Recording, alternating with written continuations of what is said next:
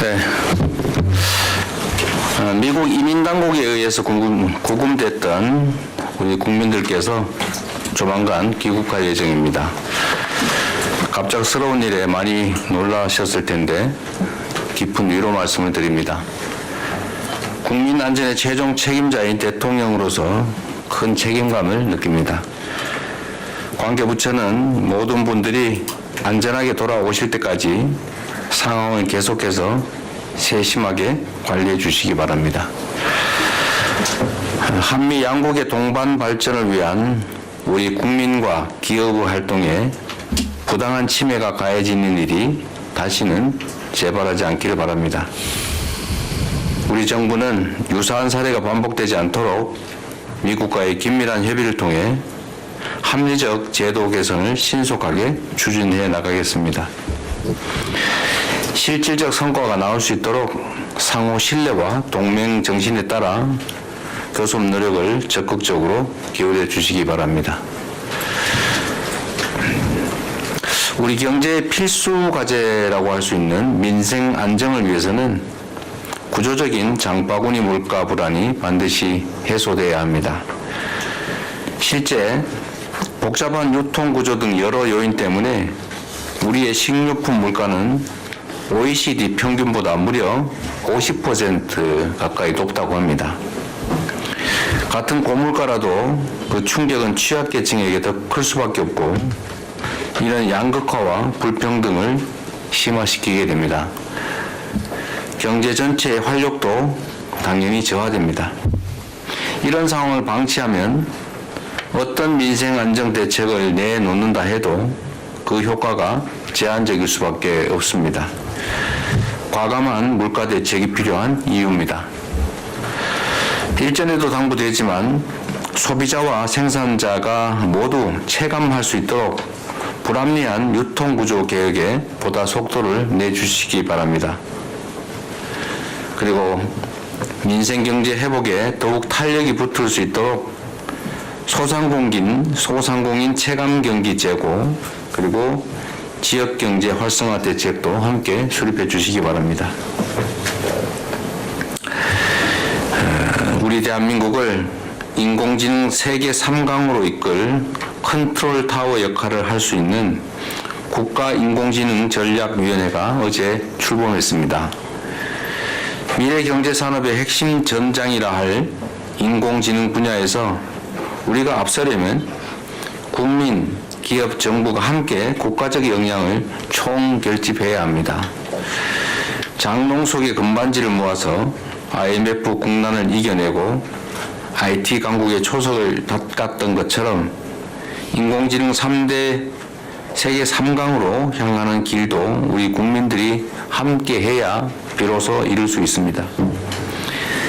이를 위한 마중물인 국민성장펀드의 차질 없는 출범에 만전을 기해 주시기 바랍니다.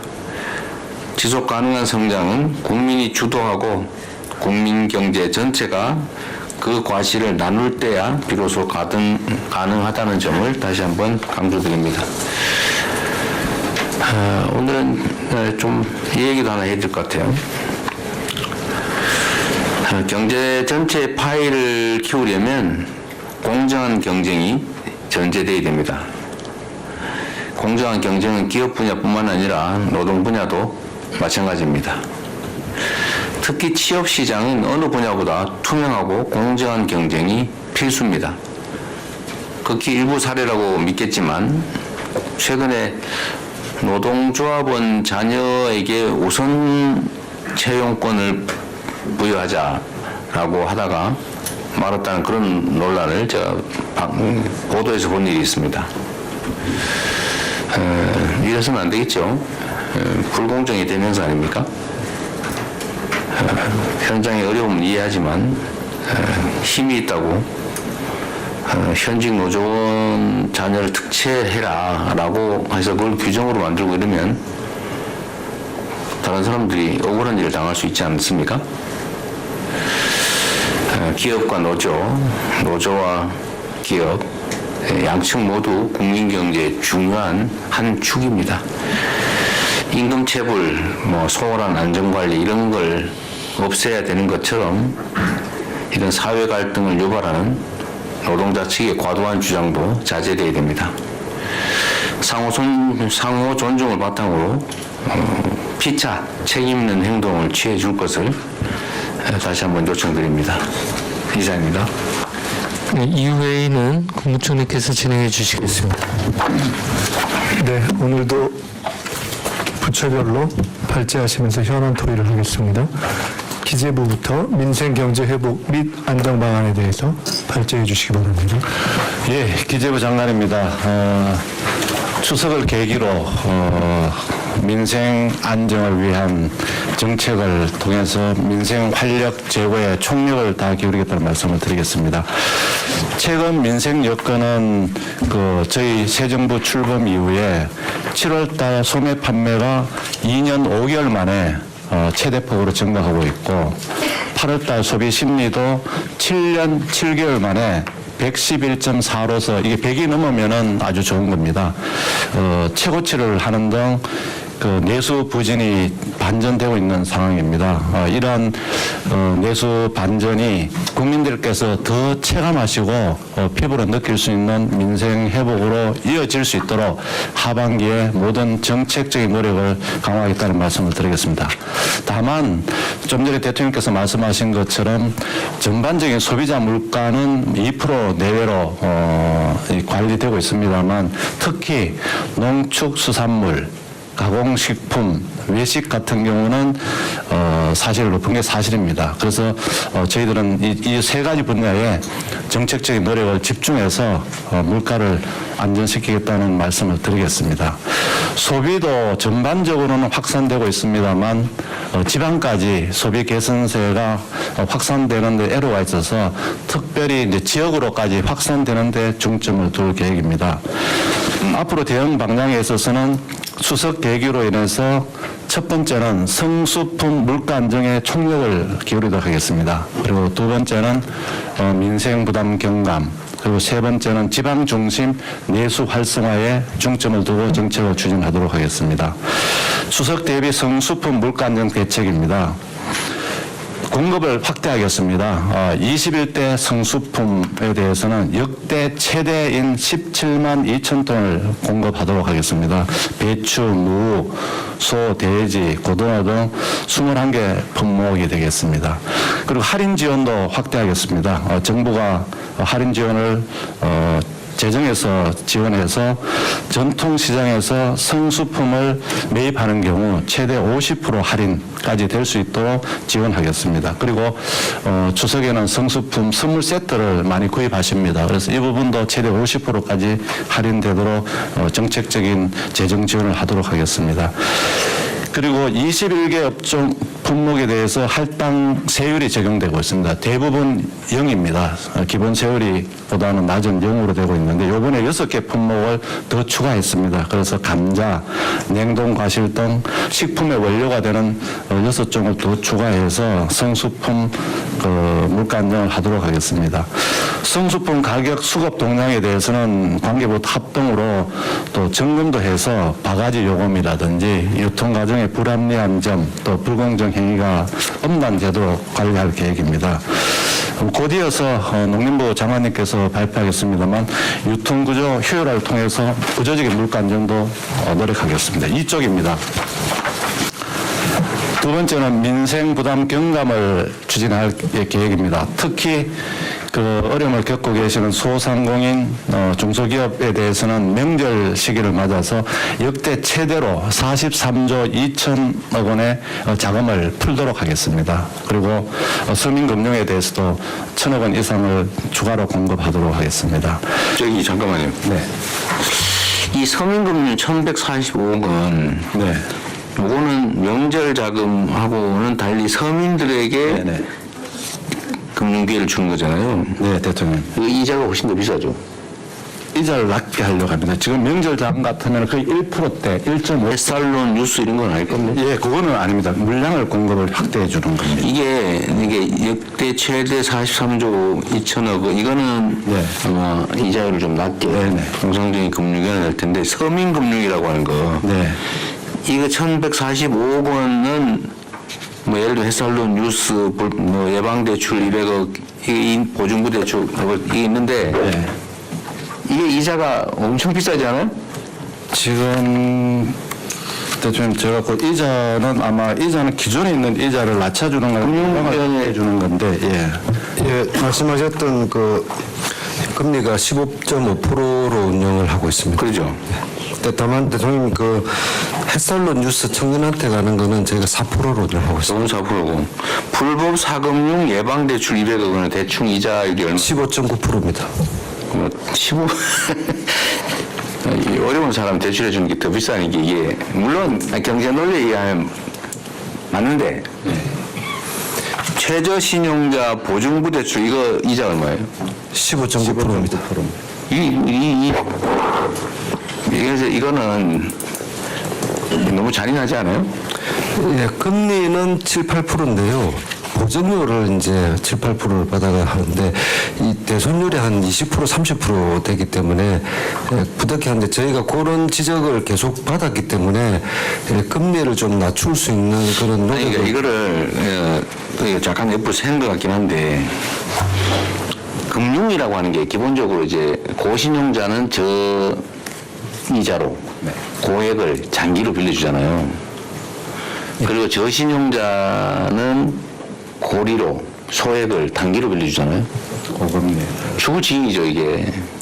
가장 잔인한 영역이 금융 영역 같긴 한데 뭐 자본주의의 핵심 중에 핵심이니까 그럴 수 있긴 하지만 이걸 어떻게 서민금융이라고 이름을 붙이냐. 제 입장은 이해는 해요. 예를 들어 정부의 기본 정책이 그러니까. 근데 무슨 뭐 서민들 돈 없는 사람 돈 빌려준다 그러면서 이자를 막 15.9% 이거 좀 낮춘 거죠. 18.9 뭐 그러다가 좀 낮춘 거잖아요. 예, 그렇습니다. 경제 성장률 2%도 안 되는 1%대 시대에 성장률의 10배가 넘는 이자 15% 넘게 주고 이 서민들이 살 수 있어요. 예, 부담이 큰 것으로 생각됩니다. 그 겨우 하는 게 이제 대부업체 가면은 뭐 몇십 % 내야 되니까 그거 대신 해주는 게 혜택이라고 하는 거라서 안 하는 것보다 낫긴 한데 예, 맞습니다. 대한민국 국가 경제력 수준이나 재정력 수준에 비춰보면 이 서민들 15% 이자 내고 500만 원, 1000만 원 빌리면 빚 못 갚을 가능성이 매우 높고 그럼 또 뭐 신용불량 뭐 이런 데도 전락하고 하는데 이거를 좀 근본적으로 저는 좀 대책을 좀 세워야 된다. 이게 지금 고리 대금 사업을 허용하는 논거이기도 하잖아요. 그거 안 빌려주면 어떻게 사냐. 그거라도 빌리게 해줘야지. 이런 생각하는데 혹시 어쩌면 그 싸게 뭐 상한 음식 상품이라도 싸게 사 먹을 자유를 줘야 되는 거 아니냐 하고 비슷할 수도 있지 않나요, 이런 게? 만약에 이런 게 영 어려우면 이건 공공에서 책임을 져줘야지 최소한을. 금융기관들이 연간 예대 마진 수익 이런 거 3, 40조 원씩 수익 내면서 요 이자 이거 몇백억에 10몇 프로 받아가지고 얼마나 큰 도움이 된다고. 그래서 공공기여를 정부도 마찬가지고 금융기관도 마찬가지고 15.9%의 고리로 돈 빌려주면서 이게 마치 무슨 큰 대책이 있냐 하는 거는 저는 좀 이해가 좀 맞지 않은데요. 우리 일단 정책이 어려우면 이해하긴 하거든요. 그럼 어디에 다 감당하냐 그럴 수는 있긴 한데.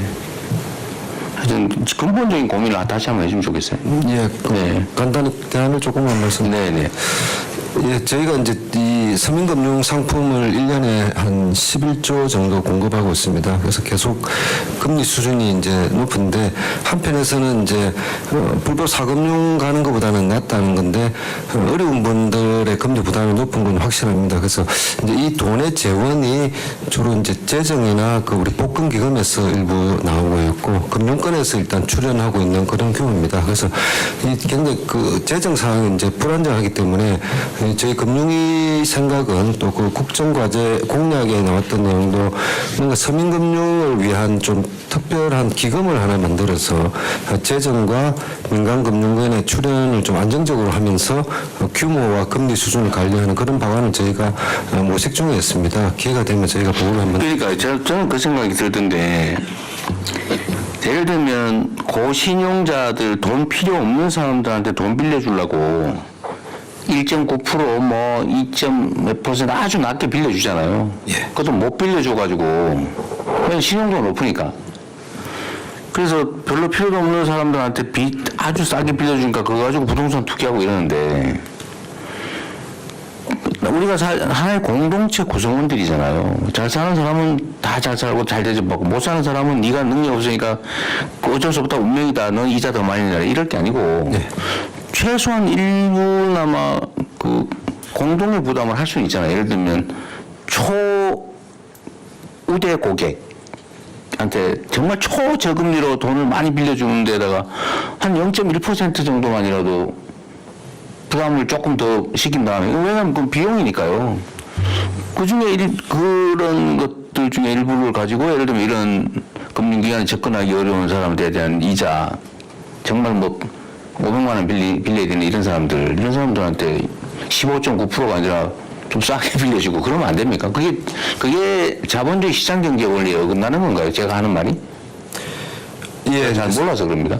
사회 공동체의 어떤 그 원활한 작동 이런 측면에서는 저희 상생금융이라는 이름으로 한번 추진해 볼 텐데 기본적인 방식은 그 개별 거기보다는 금융회사의 이익이 좀 많고 있으니까 그 부분의 일정 부분을 저희가 출연료로 일단 좀 출연을 시키면 사실상 그 출연료가 저리로 대출 받는 사람들한테 부담을 주니까 그 출연료를 해서 저는 공동기금을 마련하면 되지 않을까 그렇게 생각합니다. 그러니까 이게 이제 또 그러면 금융기관 수익을 왜 다른 서민들 금융에 써야 되냐라는 반론이 있을 수 있지만 또 한편으로 보면 금융 시스템이라고 하는 게 무슨 개인 기업이 기술 개발하고 시장 개척해가지고 경영 혁신해가지고 돈 버는 게 아니고 그냥 대한민국이라고 하는 거대 공동체의 화폐 발행 권한을 활용해서 돈벌이를 하는 거잖아요. 예.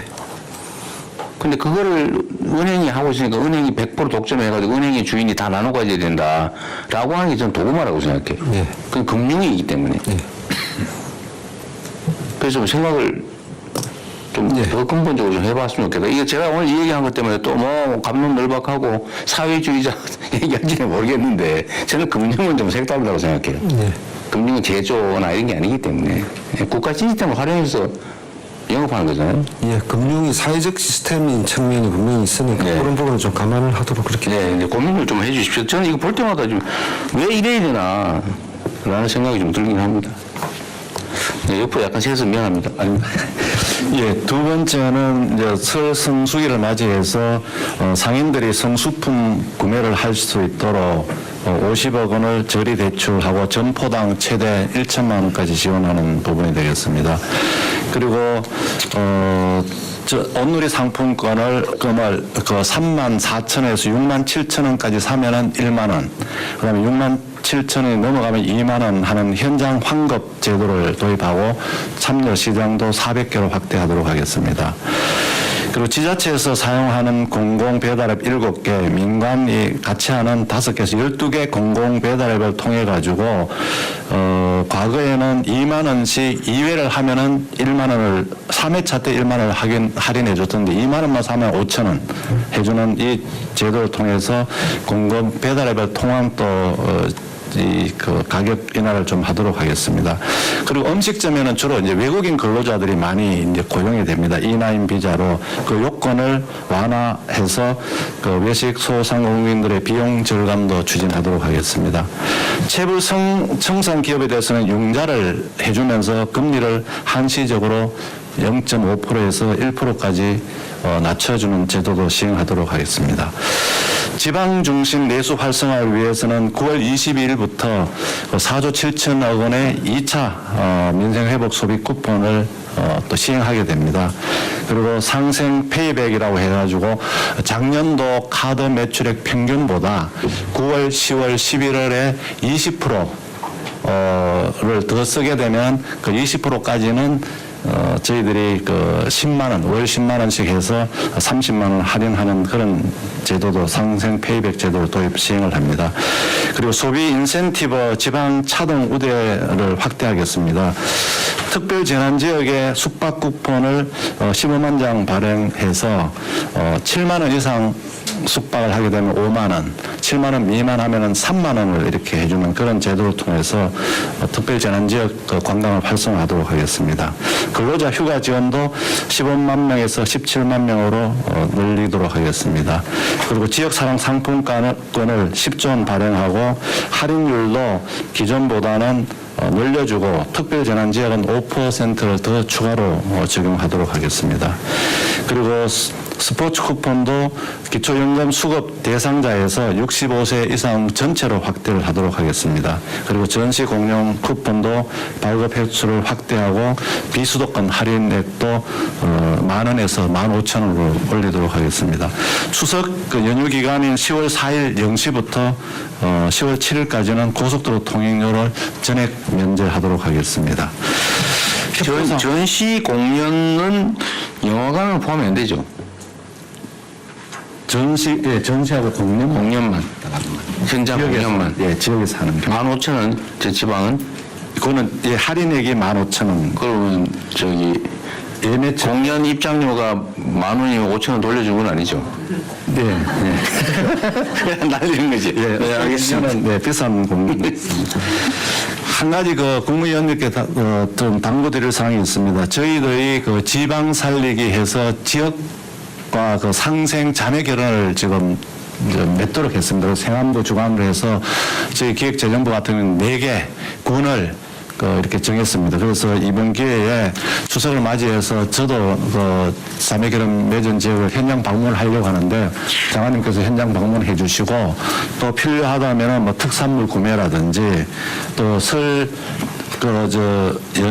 추석 연휴 해서 직원들이 가서 좀 방문도 하고 또 가을에 필요하다면 체육대회도 좀 그 지역으로 가서 국별로 좀 이렇게 하는 그런 노력을 통해서 지역 살리기에 좀 동참해 주실 걸 당부를 드리고요. 그 다음에 대통령께서 지시하셔가지고 대규모 할인 행사를 기획하고 있습니다. 그 기간이 10월 29일에서 11월 9일까지 12일간 지금 추진하려고 합니다. 그래서 에이펙 정상회의 시기도 맞물리고 해서 이 기간 동안에서는 부처별로 그동안 분산 추진해오던 각종 행사, 뭐 동행 축제라든지 코세페라든지 이런 걸 이 기간 동안에 가능하면 좀 집중을 해 주셔가지고 좀 성과가 날 수 있게 해주시고 공장 뭐 할인 대방출이라든지 또 각종 가격 할인 제도 이런 것도 좀 집중해 주셔가지고 하반기 소비가 좀 진작될 수 있게 좀 당부를 드리겠습니다. 네, 이상 보고를 마치겠습니다. 기재부가 뭐 하는 건 없어요?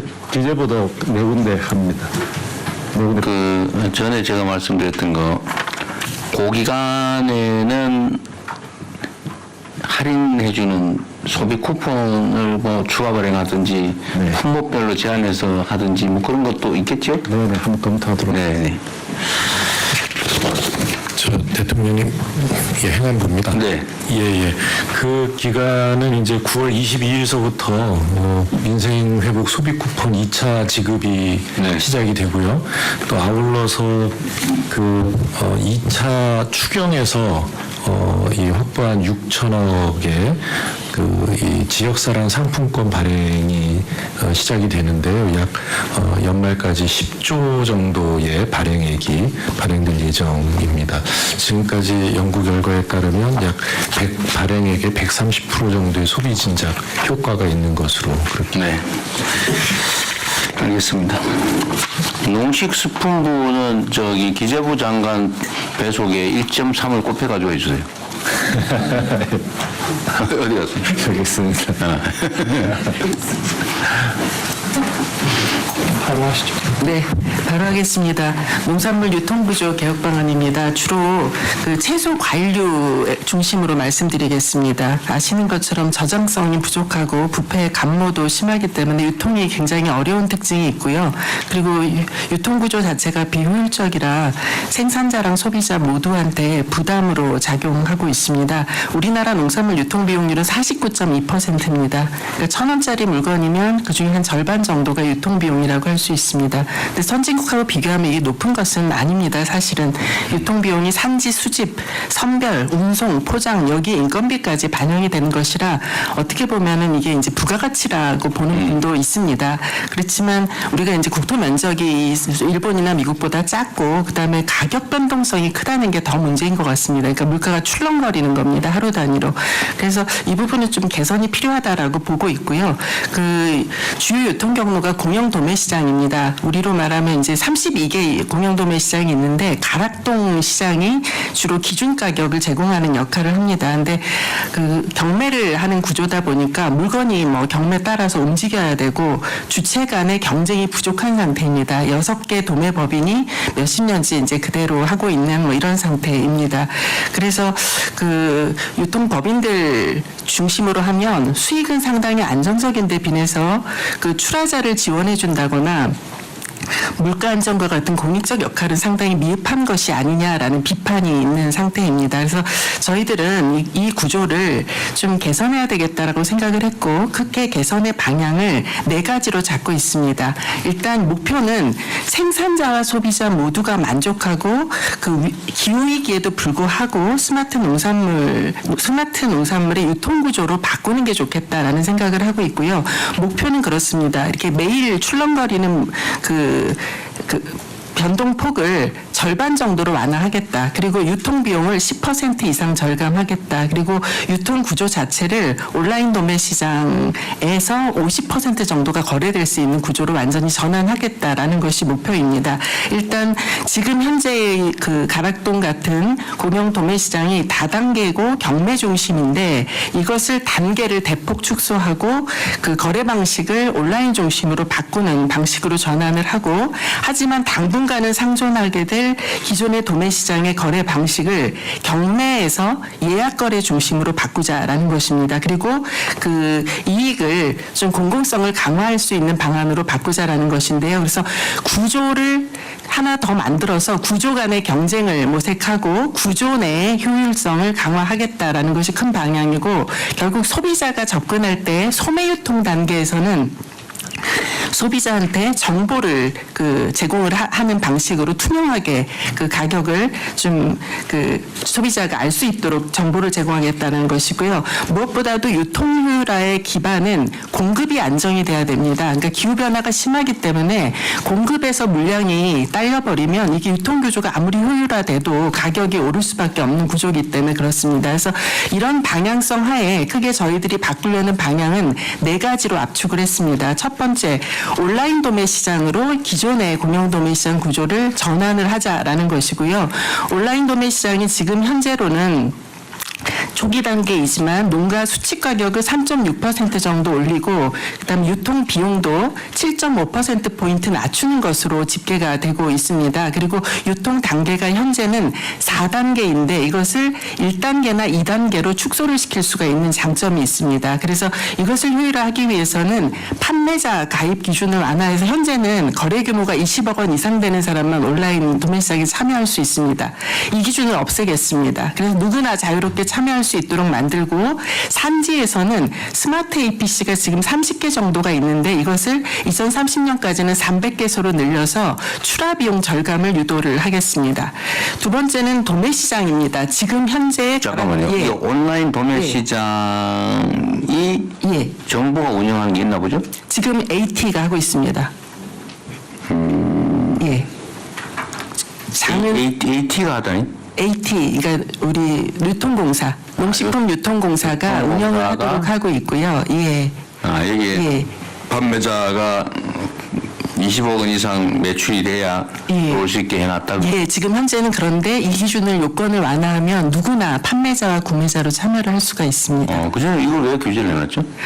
이게 이 신뢰의 문제인데요. 예, 그래서 그거를 좀 감독하기 위해서 원래는 이제 구매하시는 분도 1,000억 이상 구매를 해야 들어올 수 있다. 1,000만 원 이상 해야 구매할 수 있다. 뭐 이렇게 했었는데. 보증제도를 도입하면 되겠네. 네, 그래서 이 부분을 좀 판구매자 조건들을 완화를 해서 많이 참여할 수 있도록 하려고 그렇게 생각을 하고 내가 있습니다. 고추 500평 농사 지어가지고 팔아보겠다 그런 상황 원래는 안 되는 거네요. 맞습니다. 알았습니다. 예. 그다음에 지금 현재 가락동 도매시장 같은 경우에 그 매일 수급이 불일치하고 그 경쟁도 부족한 상태입니다. 그래서 그 농산물 위탁 판매 주체가 농협법인인데 수수료율이 7%가 상한으로 돼 있습니다. 물론 7%를 다 받지는 않습니다만 이것이 수익과 연계된 수수료율이 아니라서 여기에서 상당히 영업이익률은 높다라는 이야기가 많이 있었습니다. 그러면서도 그 평가를 해서 퇴출을 하거나 이런 일들은 발생하지 않았습니다. 그래서 저희들은 이 수익이 상당히 나면 수수료도 조정할 수 있어야 되고 그 이익 난 것에 대해서 농업인한테 환원해 줄 수 있는 제도도 도입할 필요가 있고 생산자와 소비자가 참여한 평가위원회에서 성과가 부진한 법인은 퇴출시킬 수 있는 그리고 신규 법인을 들일 수 있는 이런 체계로 경쟁을 도입을 하려고 그렇게 생각을 하고 있습니다. 그리고 매일 물건을 싣고 와서 경매만 찾아보기보다는 미리 그 하루 전이라도 정가 수의 매매를 할 수 있는 체계를 만들고 그래서 거래량이 얼마일지 예측해보는 뭐 그런 방식의 그 출하 예측 시스템도 구축을 하려고 합니다. 장기적으로는 온라인 도매시장이 활성화되게 되면 지금 현재의 도매시장은 경매 장소가 아니라 물류 거점으로서 기능을 하고 역할을 전환할 수 있도록 유도하고자 합니다. 제일 중요한 게 이제 소비자 입장에서는 내가 어디 가서 싸게 물건을 구입할 수 있느냐 이런 정보일 것입니다. 근데 현재까지는 이런 정보를 제공하고 있지 못합니다. 다만 저희가 카미스라는 시스템을 통해서 71개 농산물에 대해서 그 매일매일 소비자 가격을 제공을 합니다. 제가 이번에 자료 준비하면서 그 한 예를 들어봤습니다. 배추 같은 경우에 이 카미스에 의하면 오늘 소비자가가 6,700원이라고 나옵니다. 그런데 제일 높은 점포에서는 11,100원에 거래가 되고 있고 제일 싼 업체에서는 3,980원에 거래가 됩니다. 그러니까 평균가만 제시되니까 소비자 입장에서는 아 우리 동네는 10,000원인데 우리 동네는 3,000원인데 이제 이렇게 정보가 맞지 않는 겁니다. 그래서 저희들 생각에 이거를 아예 대국민 앱을 개발하려고 합니다. 그러니까 주요 농산물에 대해서는 우리 동네 어디 가면 얼마다 그래서 투명하게 가격 정보를 제공을 하면 소매 유통 단계까지도 가격을 지나치게 높게 받거나 하는 일들을 좀 막아볼 수 있을 것이라고 생각을 합니다. 그리고 로컬푸드라든가 온라인 직거래 시스템도 보다 확장해서 다양한 유통 경로를 소비자한테 전달될 수 있도록 바꿔나가겠습니다.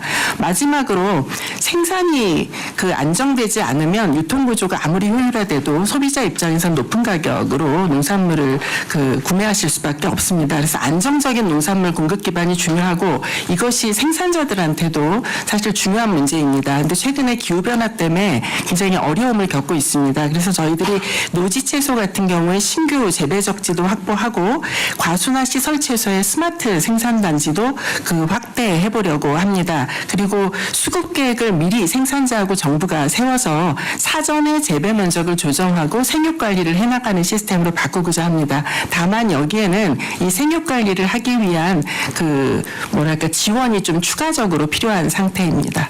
이상으로 간략히 보고 드렸습니다. 저 하정우 수석 어디 계세요? 네, AI 수석입니다. 이거 지금 예를 들면 내가 오늘 어떤 그 살림사 하는 사람이 내일 뭐 저 손님 몇 명 와가지고 비빔밥 해야 되는데 재료가 뭐가 필요하고 어디서 사면 가장 싸게 사고 어디다 주문하면 되고 뭐 이런 거를 이런 게 인공지능화하기 딱 좋은데 이런 걸 해도 아까 앱을 만들겠다고 하잖아요. 네네. 앱도 어쨌든 이제 앞으로 인공지능 기능이 들어가면 더 유용해질 텐데 네. 이거 국민들 예를 들면 내가 앱 들고 다니다 전화기 들고 다니다가 띡 눌러서 저기 가장 싼데 어디 찾아가지고 저 시금치하고 몇 인분 김밥 쌀 거 저 주문해 주세요 이렇게 하면 지가 막 찾아가지고 할까요 물으면 이렇게 눌러서 할 수 있는 게 언제쯤 될 것 같아요? 기술적으로 보면은 개별 모델들은 다 있습니다. 아마 이미 커머스 앱들이 있고 그다음에 관련된 그 농식품부에서 데이터 같은 것들을 공개를 해주면 시간적으로 봤을 때 뭐 100%짜리는 다 아니더라도 몇몇 영역을 좁혀 놓는다면은 내년 내후년 정도의 시범 서비스는 좀 가능해 보이는데요. 세상 모든 전에- 거는 어려워 보이고요. 예. 마스크 공급 시스템을 만들려고 데이터 개방했더니 거기 5일 만에 다 만들었다는 거 아니에요? 네네. 그 부분은 로직이 명확하게 딱 정해져 있는 거고, 이거 같은 경우는 가격 비교를 해야 되고, 해당하는 위치에 해당하는 상품이 있는지 없는지, 구입 가격인지 아닌지, 거기에 어떤 요리에 어떤 재료가 들어가는지, 뭐 이런 것들을 좀 복합적으로 봐야 되는 것들이 있다 보니까, 이런 것들을 취합하는 데에서의 뭐 풀어야 될 것들이 좀 있어 보이는 거고, 기술적으로는 그렇게 오래 걸린 문제는 아니라고. 그러면 인공지능이 이렇게 물어봅니까? 경상도식으로 할까요? 제주도식으로 할까요? 이렇게 물어볼 수도 있어요? 요리를 말씀하시는 걸까요? 그것도 김밥도 가능합니다. 종류가 여러 가지잖아. 이게 왜냐면은- 김치찜 김밥 불고기 김밥 뭐 이런 거 있잖아요. 예, 그런 가능하죠. 예, 실제로 생성형 AI 서비스들을 써보면 레시피 가르쳐 달라면 제법 잘 가르쳐 주기도 하고요. 거기에 있는 정보들을 개별 재료로 연동하는 이런 부분들 추가 작업이 좀 필요할 것 같긴 한데 어떤 프로토타입 정도의 서비스는 꽤 빠르게 진행할 수 있을 것 같고 전략이 통해서 한번 논의해 보겠습니다. 추가로 좀 설명을 드리면요. 네, 중개부 한성수입니다.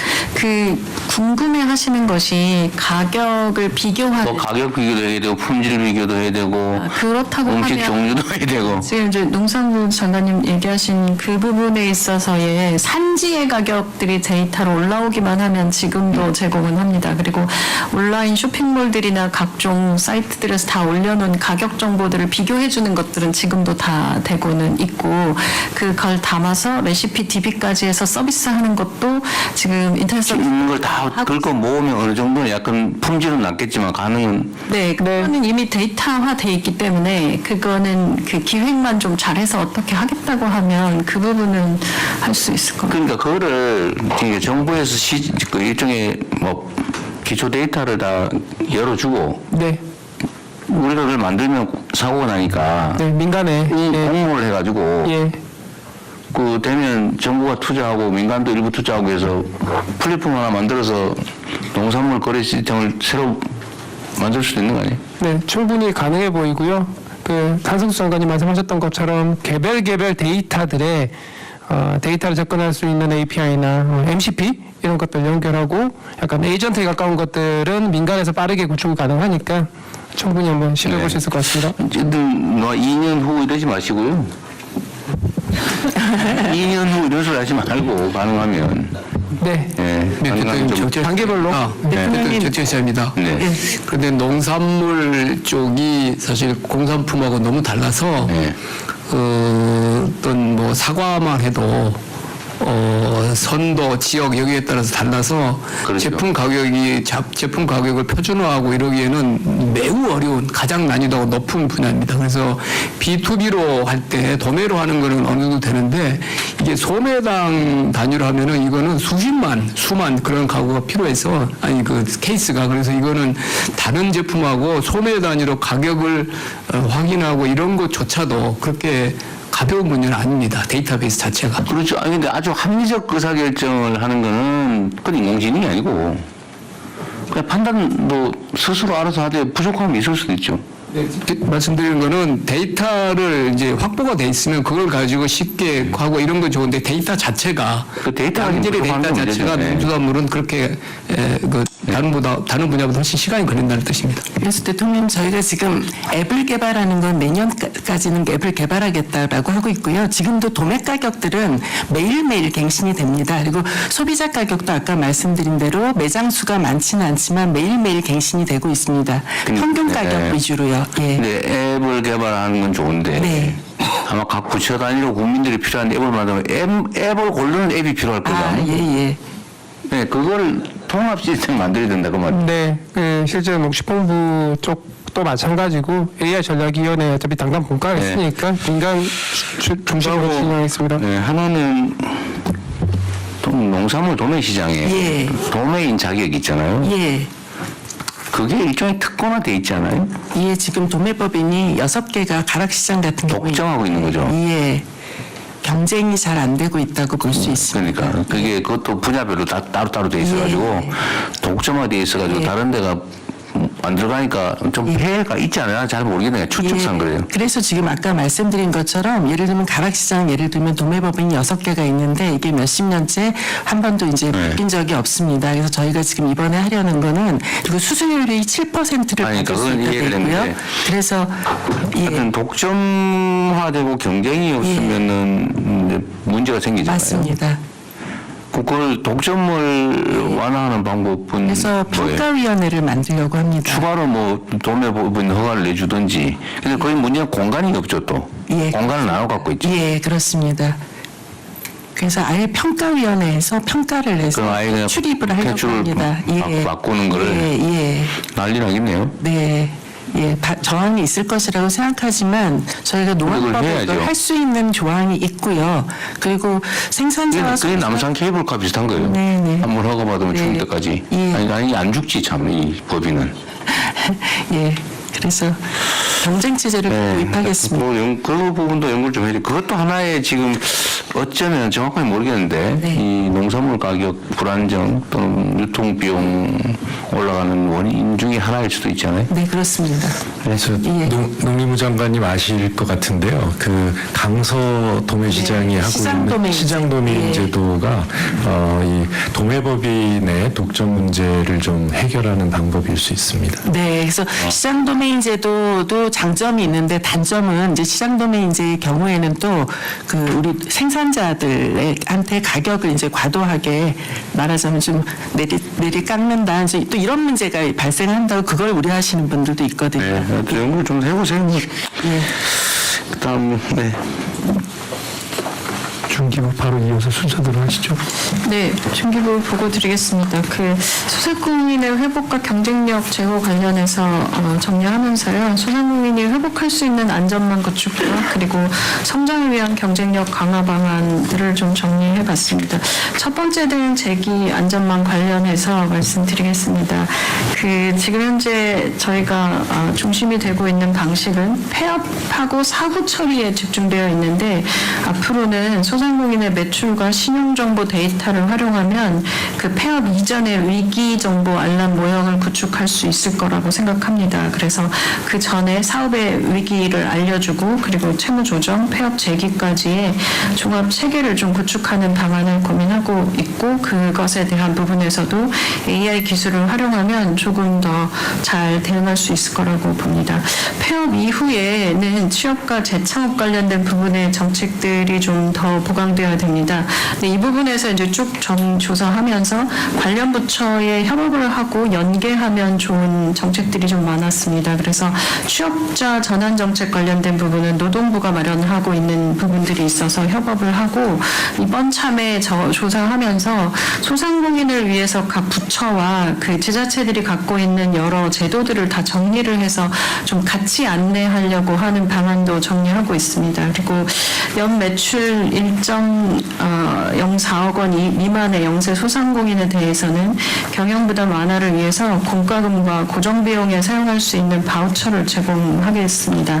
성실하게 자금을 상환한 소상공인에게는 기존 및 신규 대출할 때 인센티브 부여하고 금융비용을 경감하고 신용 취약자 등을 위한 지원을 확대할 예정입니다. 지역 골목 상권 관련 그거 하기 전에 네. 저기 하나 물어볼게요. 네. 어디 부처가 담당인지 모르겠는데 전에 왜 그 폐업을 하려 그러니까 그 기존 대출을 다 일시상환 안 하면 안 해준다 뭐 그런 게 있었죠? 네, 그거 저 보완책 마련하자고 제가 얘기했던 것 같은데 혹시 아는 분 안 계세요? 네, 금융위에서 설명드리겠습니다. 아, 예. 폐업을 하게 되면 사업자 이름으로 받았던 사업자 대출이 있거든요. 그 자체가 이제 본질적인 업무를 안 하게 되니까 소위 말하는 그 EOD에서 일시 상환을 시켜버립니다. 그래서 그런 지적이 있어가지고 저희가 금융권하고 협의를 해서 폐업을 하더라도 그 사업자 대출을 일시에 상환하게 하지 말고 개인 대출로 일단 전환을 일단 시키는 거를 저희가 사업자 대출을 개인 대출로 돌리고, 예, 그게 저 대책의 첫 번째 핵심이고, 두 번째는 그거를 또 어떻게 상환할 거냐에 대해서 저희가 고민을 해봤는데, 금융권 재원으로 그 30년 만기 분할 상환하는 프로그램을 저희가 만들었습니다. 그 두 개로 다 지금 시행하고 있어요? 예, 그렇습니다. 그럼 지금은 저기 일시 상환 안 하고 문 닫고 싶을 때 문 닫을 수 있어요? 예, 그렇습니다. 요새 얘기가 없긴 하대요. 네, 알겠습니다. 잘하셨네요. 네, 미안합니다. 네, 진행하시죠 또. 네, 계속하겠습니다. 골목 상권과 전통시장 부분은 그 소상공인 연합회장이 평소에 계속 주장하고 계시는 게 단순히 한 가게의 경영 개선을 돕는 것을 넘어서 주변 상권 전체를 좀 효과적으로 활력을 되찾게 해달라고 하고, 이 방향으로 좀 정리를 해서 소상공인들이 조직적으로 골목형 상점가를 방문해보면 이 조직이 되고 이게 협동조합까지 되면서 공동 마케팅 그리고 상권 특화 사업을 해서 발전해 가는 방향들을 봅니다. 그래서 이 부분과 관련한 부분을 좀 더 조직화하는 방안을 만들고요. 또 문체부가 가지고 있는 관광자원을 그 접목하면 지금의 골목형 상점가를 관광자원, 문화자원까지 갈 수 있는 부분들에 대한 협의도 지금 이야기를 하고 있습니다. 그리고 최근 지역 소비 활성화 관련해서는 아까 부총리 말씀하신 것처럼 문화부, 산업부랑 국가 단위 대규모 축제 관련된 논의들을 진행하고 있습니다. 네, 그리고 추가적으로는 지금 골목형 상점가의 역량 강화를 위해서 시장 상인에는 시장 매니저를 제공하고 있는데 여기에 대한 반응들이 좀 좋은 상황이어서 좀 더 전문적인 전문가들이 그 조직하고 마케팅을 할 수 있는 방안에 대한 것들 지금 전문가 매칭 프로그램을 운영할 계획입니다.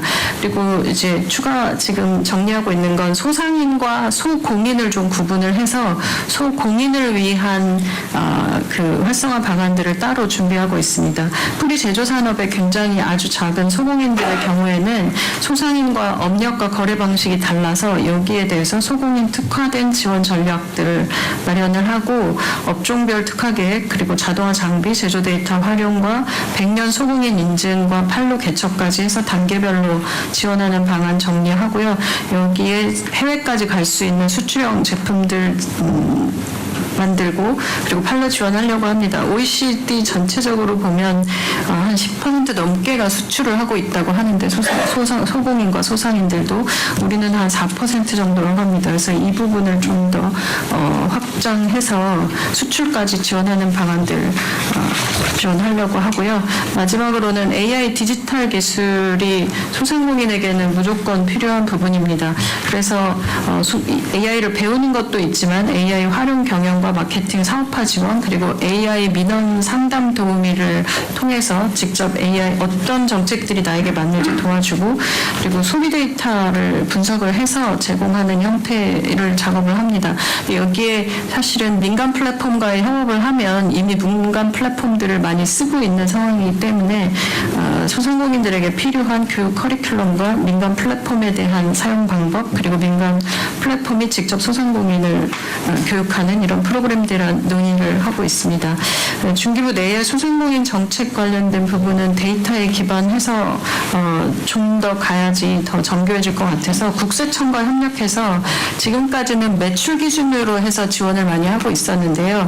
매출과 그리고 이익 데이터 그리고 세금을 얼마나 냈는지 언제 어떻게 했는지를 좀 국세청 데이터를 연결하면 훨씬 더 지금보다는 정교하게 지원할 수 있을 것 같습니다. 그래서 이 부분을 빅데이터 플랫폼 구축하는 거에 좀 집중을 하고 소상공인을 위한 단일 창구도 운영하려고 합니다. 그래서 소상공인이 한 번 AI 채팅하면 어떤 아까 말씀드린 것처럼 저희가 전 부처와 지자체의 소상공인 정책을 한번 쭉 모아봤습니다. 그래서 이걸 DB 구축을 해서 한 번에 찾아서 어딘가로 이동시켜드리는 작업들을 AI 채팅을 통해서 할 수 있도록 하는 것까지를 지금 방안으로 잡고 있습니다. 네, 이상입니다. 네. 문체부 예상하시죠? 또 다른 부처들도 저만 계속 뭐 얘기하는 것도 미안한데 다른 부처들도 의견 있으면 얘기하십시오. 네, 대통령 제가 하나 이 소상공인은 제가 보니까요 개별 이 소상공인들은 인력도 없고 여유가 없어요. AI 그래봤자 무슨 얘기인지 알아듣지도 못하고 그 교육시킨다가 안 되거든요. 그래서 업종별로 좀 업종별로 묶어가지고 예를 들어 하나의 우리가 어떤 공통적으로 AI 아는 사람을 그 업종별로 파견시켜주면은 그래서 이 학원분도 장사하세요. 내가 이거 다 해드릴게요. 이렇게 뭐 앱을 하나 개발하면 공통 앱을 하나 마련해줘야 되지. 개별로 한번 가보세요. 가보면은요, 우리 무슨 얘기인지 모르겠고, 지금 이제 먹고 살기 힘든데 무슨 미래에 무슨 AI냐, 뭐 정책도 뭘 모르겠고, 주려면 네가 알게 달라. 이런 식의 얘기거든요. 그래서 네네. 좀 이 군을 좀 무거워가지고, 네. 거기다가 뭔가 AI를 얹어가 공통으로 개발하고 이거 쓰십시오. 이렇게 하지 않으면 진짜 안 됩니다. 현장 한번 가보십시오. 이게. 지금 그래서 이제 구분하고 있는 것이 소공인과 소상인은 일단 구분해야 한다. 너무 소상공인이라고 묶으니까 너무 규모가 크다. 근데 소공인은 한 60만 정도 되고 이 소공인을 대상으로 한 정책을 따로 잡고 그리고 아까 말씀드렸던 전문가 매칭 프로그램이라고 하는 것이 시장 매니저 한 분이 시장 한 곳에 가서 교육하고 행정 정리해주고 하는 것만으로도 도움이 많이 돼서 시장상인회에서는 이 아까 말씀하신 AI 매니저 같은 것들 디지털 매니저를 좀 파견해 주라는 얘기도 하고 계신데 일단 예산 확보가 좀 필요한 부분으로 보이고요.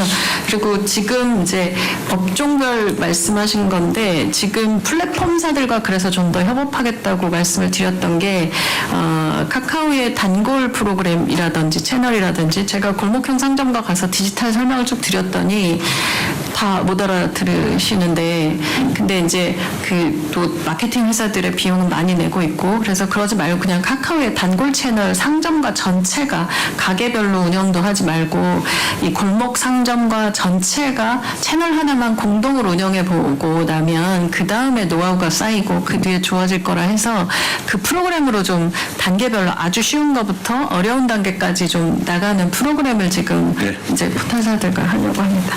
네. 네, 인바운드 외국인 관광객 유치를 통한 지역관광 활성화 방안을 보고 드리겠습니다. 먼저 추진 배경입니다. K컬처 붐으로 우리나라가 전 세계인들의 관심과 주목을 받고 있고 또 이달 말부터는 중국 관광 여행객에 대한 무비자 제도가 한시적으로 시행되면서 외국인 관광객이 올해는 역대 최대치인 2천만 명을 바라보고 있습니다.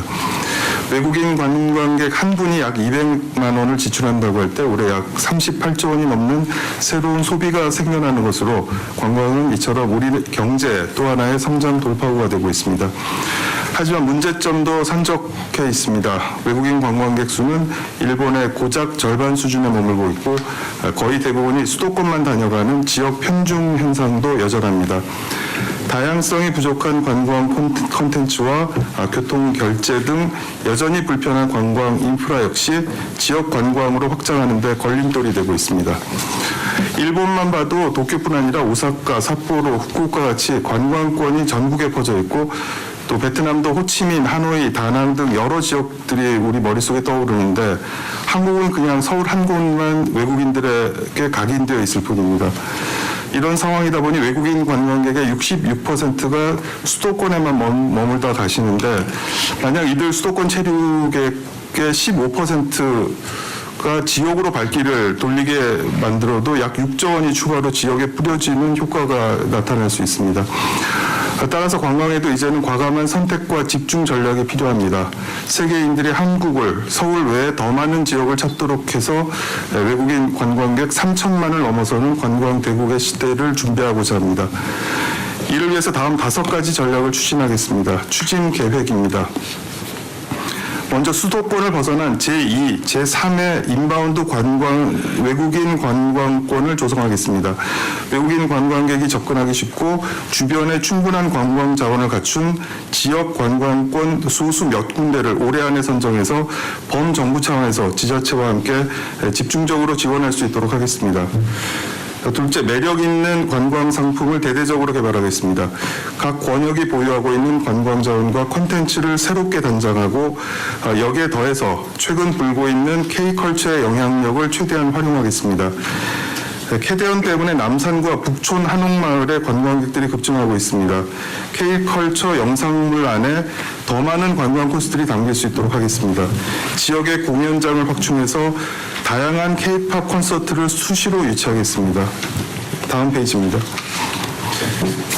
중국, 일본, 대만, 동남아 등 근거리 거주 외국인들이 지역공항으로 곧바로 들어오실 수 있도록 유도하겠습니다.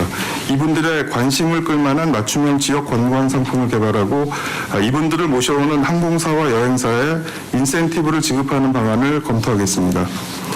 홍보 마케팅 전략도 새로 짜겠습니다. 이제는 인스타 같은 SNS에 떠야 여행지도 뜹니다.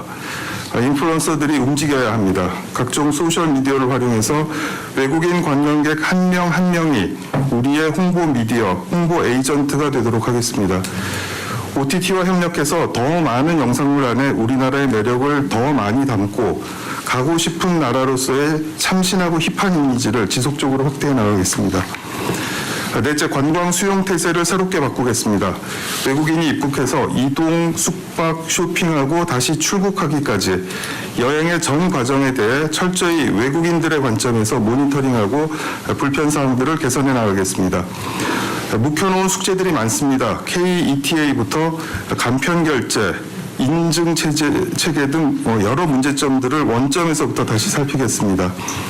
마지막으로 낡은 법제도를 현실에 맞게 그리고 미래를 준비할 수 있게 고치겠습니다. 수십 년도 더 된 관광 특구 제도를 이참에 아예 바꾸고 관광 업종에 대한 정의도 새롭게 하는 등 관련 법들을 개정하겠습니다.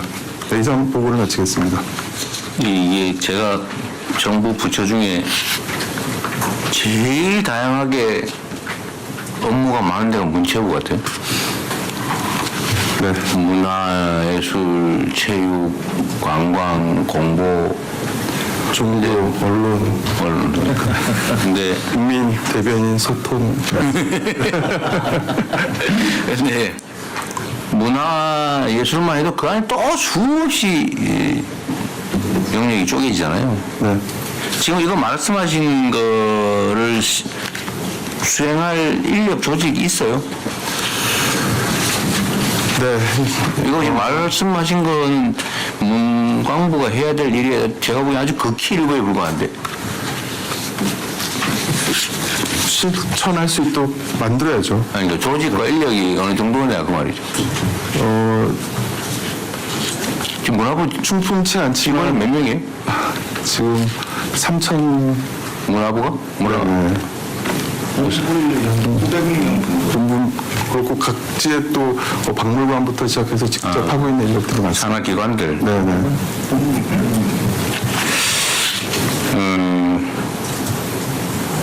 이 지금 중소기업부도 그렇고, 그죠? 거기도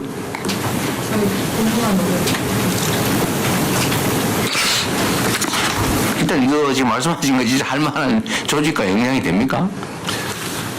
될 수 있도록 하겠습니다. 그래서 관계부처의 협조가 필요하고요. 또 한국 관광공사 같은 곳도 이제 조직을 동원해야 되고, 그렇죠. 또 결국은 각 지방자치단체가 스스로 이 지역 관광이 얼마나 중요하다는 것을 깨닫고 동참해 주셔야 됩니다. 그러니까. 저희가 주무라고는 하지만 저희 힘으로는 할 수 없고요. 관련된 것이 다 자기 일일 수밖에 없는 일이거든요. 그래서 그러니까 공무원이 자기 손으로 모든 걸 다 할 수는 없고, 말씀하신 것처럼 지방자치단체, 산하기관, 단체, 협회, 뭐 등등을 총동원을 해야 될 거 아니에요. 맞습니다. 저희는 본부 인원 필요합니다. 그럴 것 같기는 해요. 근데 거기도 산하기관들이 좀 있잖아요. 네, 산하기관 있는데요. 본부 인원을 좀 원래 제가 지금 소속 기관들이나 이런 데를 좀 정비를 해야 됐다고 생각하는 게 무조건 줄이자는 게 아니고 효율적으로 일하는 조직을 만들어야 되는데 진짜 일하고 있는지 되게 궁금해요. 그 본부 조직들이야 어쨌든 장관이 새로 오고 뭐 하면 막 어떻게 다그치고 격려하고 뭐 이러면 좀 할 텐데 소속 기관이나 협회나 이런 데가 진짜 일을 하는지는 진짜 궁금해. 그래서 그걸 한번 체킹을 한번 해봐야겠다는 생각인데요. 근데 좀 몇 가지 뭐 좀 얘기를 한번 해볼게요. 지금 관광객을 늘려야 되는데 얼마 전에 어디 그 기사를 보니까 특정 국가 관광객을 모욕하는 집회를 하고 있던데. 욕하고 모욕 주고 혹시 아세요? 네, 들어서 알고 있습니다. 그거 어떻게 할 거예요? 제가 만약에 어느 나라 갔는데 내가 코리안, 어글리 코리안 그리고 욕하고 막 삿대질하고 이러면 나 다시 안 갈 것 같아. 그리고 그 나라 내 가지 말라고 동네방네 소문낼 것 같아. 그거 어떻게 할 거예요? 지금 명동에서 그런 짓 하고 막 그러던데. 네, 그 그렇습니다. 일부러 그러더라고. 그 특정 국가 관광에 모욕을 해가지고 관계를 악화시키려고. 그 법무부 어떻게 하실 거예요? 법무부가 국가기강을 잡으면 되잖아. 경찰이 주로 좀 소환하고. 아, 경찰이. 네, 그렇지 않아도 뭐 주요 공간 주변이라든가 이런 데에는 경기를 강화하고 있고요. 저 모욕적인 행위 이런 것들에 대해서도 그 집회 주최자들에 대해서 경고를 하고 있습니다. 경고 정도로 안 될 것 같아요. 이 구체적으로 이제 그 고소고발이 있으면 입건해서 수사도 하고 있습니다. 아니, 관광객들 상대로 겨우 어떻게 해가지고 물건도 좀 팔고 살아보려고 그러는데 그거 가지고 완전히 깽판을 쳐가지고 모욕하고 욕하고 내쫓아가지고 그거 어떻게 해야 되는 거 아닙니까? 기존 제도로 제재할 방법이 없어요? 영업방해 아니에요? 업무방해?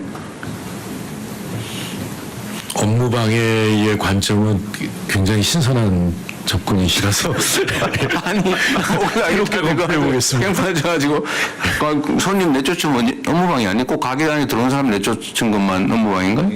지금까지는 이제 표현의 자유 영역이라고 해서 그게 무슨 표현의 자유예요? 그게 깽판이지. 어쨌든 그 문제도 고민을 해야 돼요. 그러면 안 되죠. 자유관계. 일단 그 문제도 하나 고민을 하셔야 되고요. 또 하나는 지금 이게 문화산업 중에 예를 들면 뭐 K-팝이니 드라마니 뭐 이런 거 수출도 잘 되고 해외에서는 각광을 받는데 국내 그 순수 예술 문화 그다음에 저변이 망가지고 있다고 그러던데 그거 얘기 한번 잠깐 해보시죠. 저는 그냥 떠도는 소문을 들은 얘기인데 진짜 실상은 좀 어떻습니까? 업계에 계시다고 오셨잖아요. 겉으로는 화려한데 속은 썩으면 늘어지고 썩어가고 있다고 그런 지적을 해요. 근데 진짜냐지 모르겠고. 가령 캐대원으로 이제 어떻게 보면 영상 산업이 K컬처 영상 산업이 전 세계 각광을 받고 있는데 그럼 우리나라의 영화, 드라마 이런 영상 산업들이 활짝 펴야 정상이지 않겠습니까? 네. 근데 사실상 지금 올해 우리나라에서 만드는 중급 이상의 영화는 20편이 안 된답니다. 그 제작을 아예 못하는 상황으로 몰리고 투자가 있다네. 안 들어오는 거죠. 왜냐하면 결국은 영화 한 편을 만들면 극장을 통해서 수익이 나야 되는데 지금은 극장에서 거의 수익이 안 나고 있거든요. 그러니까 한때 저희가 2억 3천만 명 정도 극장 관람객이 있었는데 한 해에요. 지금 올해는 1억이 안 될 것 같답니다. 그만큼 극장 자체가 사람들이 극장을 안 가고 OTT를 통해서 보통 집에서 이제 영화를 극장을 간다고 영화 요금을 갖다가 막 50%씩 올리고 이러니까 더 안 가버리는 거 아니에요? 맞습니다. 그 악순환으로 돌고 있죠. 그러다 보니까 돈을 벌어야 되는 영화를 만들면 극장에서 돈을 벌어야 되는데 여기서부터 일단 막히니까 결국은 투자가 안 들어오는 거고요. 좋은 시나리오를 갖고 있고 좋은 작품을 만들려고 하는 곳들이 영화를 찍는 게 아니라 이제는 OTT 그 앞에 가서 줄을 서 있습니다. 거기서 투자를 받는 방법밖에 없거든요. 근데 거기서 투자를 받으면 극장에서 수익을 내면 흥행이 되면 돈을 많이 벌 수 있는데 OTT는 그냥 납품하는 거거든요. 그냥 제작비 얼마에 일정한 마진 주고 끝입니다. 그리고 IP를 다 넘깁니다. 지금 캐대원의 IP도 소니가 다 넷플릭스에 넘겼지 않습니까? 그런 식으로 다 넘기기 때문에 사실상 어쨌든 네. 그렇다는 거잖아요. 그러면 대책이 뭔데? 대책을 만들기 위해서 지금 고민들을 많이 하고 있고요. 결국은 지금 OTT는 하나의 흐름이기 때문에 OTT를 막을 수는 없는 거고요. OTT와의 계약 관계에서의 조금 더 공정하고 한쪽으로 쏠리지 않는 그런 계약 구조를 만들기 위해서 좀 도와주고 힘을 모아줘야 되는 것들도 있고요. 또 이 산업 자체를 증진하기 위해서 투자금을 좀 확보해 줘야 됩니다. 투자금을 확보해 주기 위한 다양한 펀드라든지 이런 쪽에서의 또 노력도 해줘야 되고요. 다각적인 지금 방법들을 찾아보고 그 연구를 정말 치밀하게 해야 될 것 같아요. 이번에 문화 예산도 사실 많이 늘렸잖아요. 그 대비해 가지고 일단 해놨는데 어디다 구체적으로 제대로 쓸지를 지금부터 연구를 좀 하셔야 될 것 같긴 하네요. 많이 늘려주시기는 해서 감사히 느끼고는 있지만 정부 재정에서 차지하고 있는 비중은 0.01% 늘었습니다. 그만큼 전체 비중 대비에는 아직도 여전히 부족하고요. 그러긴 하죠. 네. 네, 그 부분은 좀 많이 그러니까 아니 그 얘기는 맞는 지적이신데 어디에 어떤 사업이 효율적인데 다른 데 쓰는 것보다 여기 쓰는 게 효율적이라고 증명되면 쓸 리가 없잖아요. 근데 그걸 만드시는 게 지금 장관님 앞으로 하실 일인 것 같아요. 네, 제가 언제 얼마 안 돼서 그러니까 그걸 못했는데 앞으로는 그런 고민을 좀 많이 해주세요. 근데 손이 많이 가죠. 이게 분야가 워낙 넓고 다양해서 그죠. 그래도 해내겠습니다. 네. 그러시라고 저희 맡긴 거니까 잘해주시고요. 그래서 영화 제작은 지금 말씀하신 대로 그렇다고 해서 예를 들면 제작 지원을 해주면서 공모를 좀 해보는 건 어때요? 대작을 한번 만들 수도 있잖아요.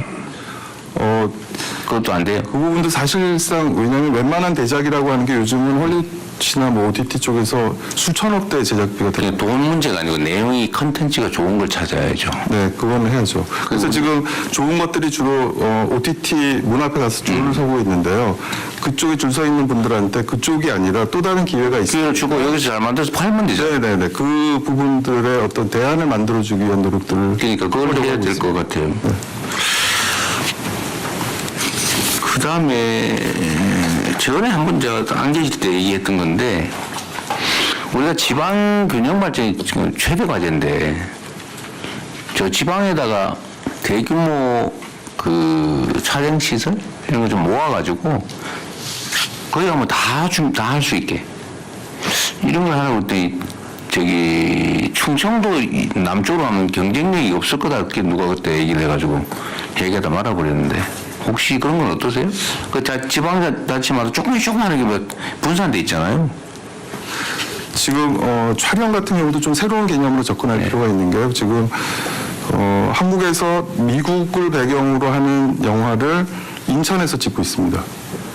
그리고 이번에 폭삭소가수다도 대부분 보면 다 제주도 같지만 사실은 안동에서 찍었습니다. 그만큼 이제는 그 촬영하는 기법도 달라지고요. 인공지능이라든지 뭔가 새로운 버추얼 그 아트가 들어가면서 장소나 세트장을 짓는 게 그렇게 중요한 단계가 아닌 단계로 넘어가고 있습니다. 그래서 장소에 부여받지 않고 오히려 그런 첨단 기술들을 어떻게 잘 활용해서 다양한 상상력을 현실로 만들 수 있게 만들어주느냐 이런 쪽에 이제 초점을 맞춰서 뭔가 설계를 다시 해야 될 그런 타이밍이기도 합니다. 그리고 이 관광에 우리는 지금 여기 내용을 보면 주로는 이제 물리적인 구경거리, 이 시각 자원 여기에 집중이 돼 있는 느낌인데 요즘 그 관광의 핵심은 먹는 거. 그거 다 목록을 딱 뽑아가지고 어느 지역 가서 뭐 먹어야지 이걸 해갖고 다니더라고요. 그게 이제 고급 관광객들이죠. 그리고 잘 얘기 안 하지만 성형 수술하러. 맞습니다. 네. 그 보통 들어오면 2주에서 한 달, 2달씩 체류하잖아요. 네. 그래서 K-뷰티, K-푸드, 지금 K-컬처, 아니, 그 컬처 중에서도 주로는 영화 뭐 이런 쪽에 집중되어 있는데 음식, 성형 뭐 이런 게 훨씬 더 고부가 가치 아닌가요? 음식으로만 승부하기에는 외국인들 한 부분이죠. 대상으로는 아직 서울을 벗어나기가 좀 어렵고요. 서울에 와서도 먹을 게 많기 때문에. 근데 방금 아니, 지방으로 안 하더라도 하여튼 뭐 대한민국의 관광 콘텐츠를 늘리는 게 중요하니까 그거는 정말 중요한 거죠. 지금 떡볶이나 뭐 설렁탕이나 이번에 캐대언에 나온 것들 인기 높고요. 특히 그 지금 서울 외국인들이 많이 가는 종로 쪽에 사우나 같은 데도 입장권이 엄청나게 많이 팔리고 있습니다. 네. 그러니까 그건 일시적인 건데 하여튼 의료 관광 의료관광 작년에 저희가 1,600만 명이 한국에 왔는데요. 그중에 100만 명은 의료관광하러 왔습니다. 근데 의료 관광은 어차피 우리 매출이 엄청나게 높잖아요. 맞습니다. 그리고 체류 기간도 길고요. 한국에 와서 체류하면서 쓰는 돈의 액수가 크기 때문에 이런 부가가치가 높은 관광들은 계속 활성화를 시켜야 합니다. 그것도 지금 없는 것 같아서 말하기 어려워서 그런 건가요? 아니요, 지역 관광 쪽에 초점을 맞추다 보면. 그 지역 관광 얘기하다. 네네. 그다음에 관광객들이 명백하게 관광 목적으로 들어오면 우리도 그럴 것 같은데 어디 뭐 예를 들어 하와이를 갔더니 하와이를 상징하는 뭔가 기념품이나 이런 거 그 동네 사람이 갖다 주고 이렇게 세레머니 이런 게 좀 엄청 좋을 것 같은데 큰 돈 안 들잖아요. 예를 들면 기념품. 예, 들어오면은 막 네네.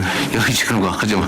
넌 니네 나라 돌아가라. 손가락질 이런 거 안 하는 건 당연하고. 예를 들면 뭐 작은 선물이나 기념물이나 뭐 이런 거 세레머니를 해준다든지 이런 것도 기획해 볼 수 있잖아요. 큰 네, 돈을 저도 들고. 좋은 말씀입니다. 지금 해외에 나가면 한국 사람이라는 이유만으로 같이 사진 찍자고 하는 경우도 있답니다, 요즘. 그러니까 한국까지 왔으니 더 기억에 남는 그런 인상적인 이벤트들을 많이 만들어주면 좋을 것 같습니다. 그러니까 공항의 직원들이라도 태도 따라 완전히 그 나라에 이미 첫 딱 도달했을 때 이미지가 거기서 개판나잖아요. 그죠? 그런 지원도 좀 해주면 좋지 않을까 싶은 생각이 들고. 하여튼 관광산업은 정말로 키워야 될 부분이고 문화산업, 관광산업.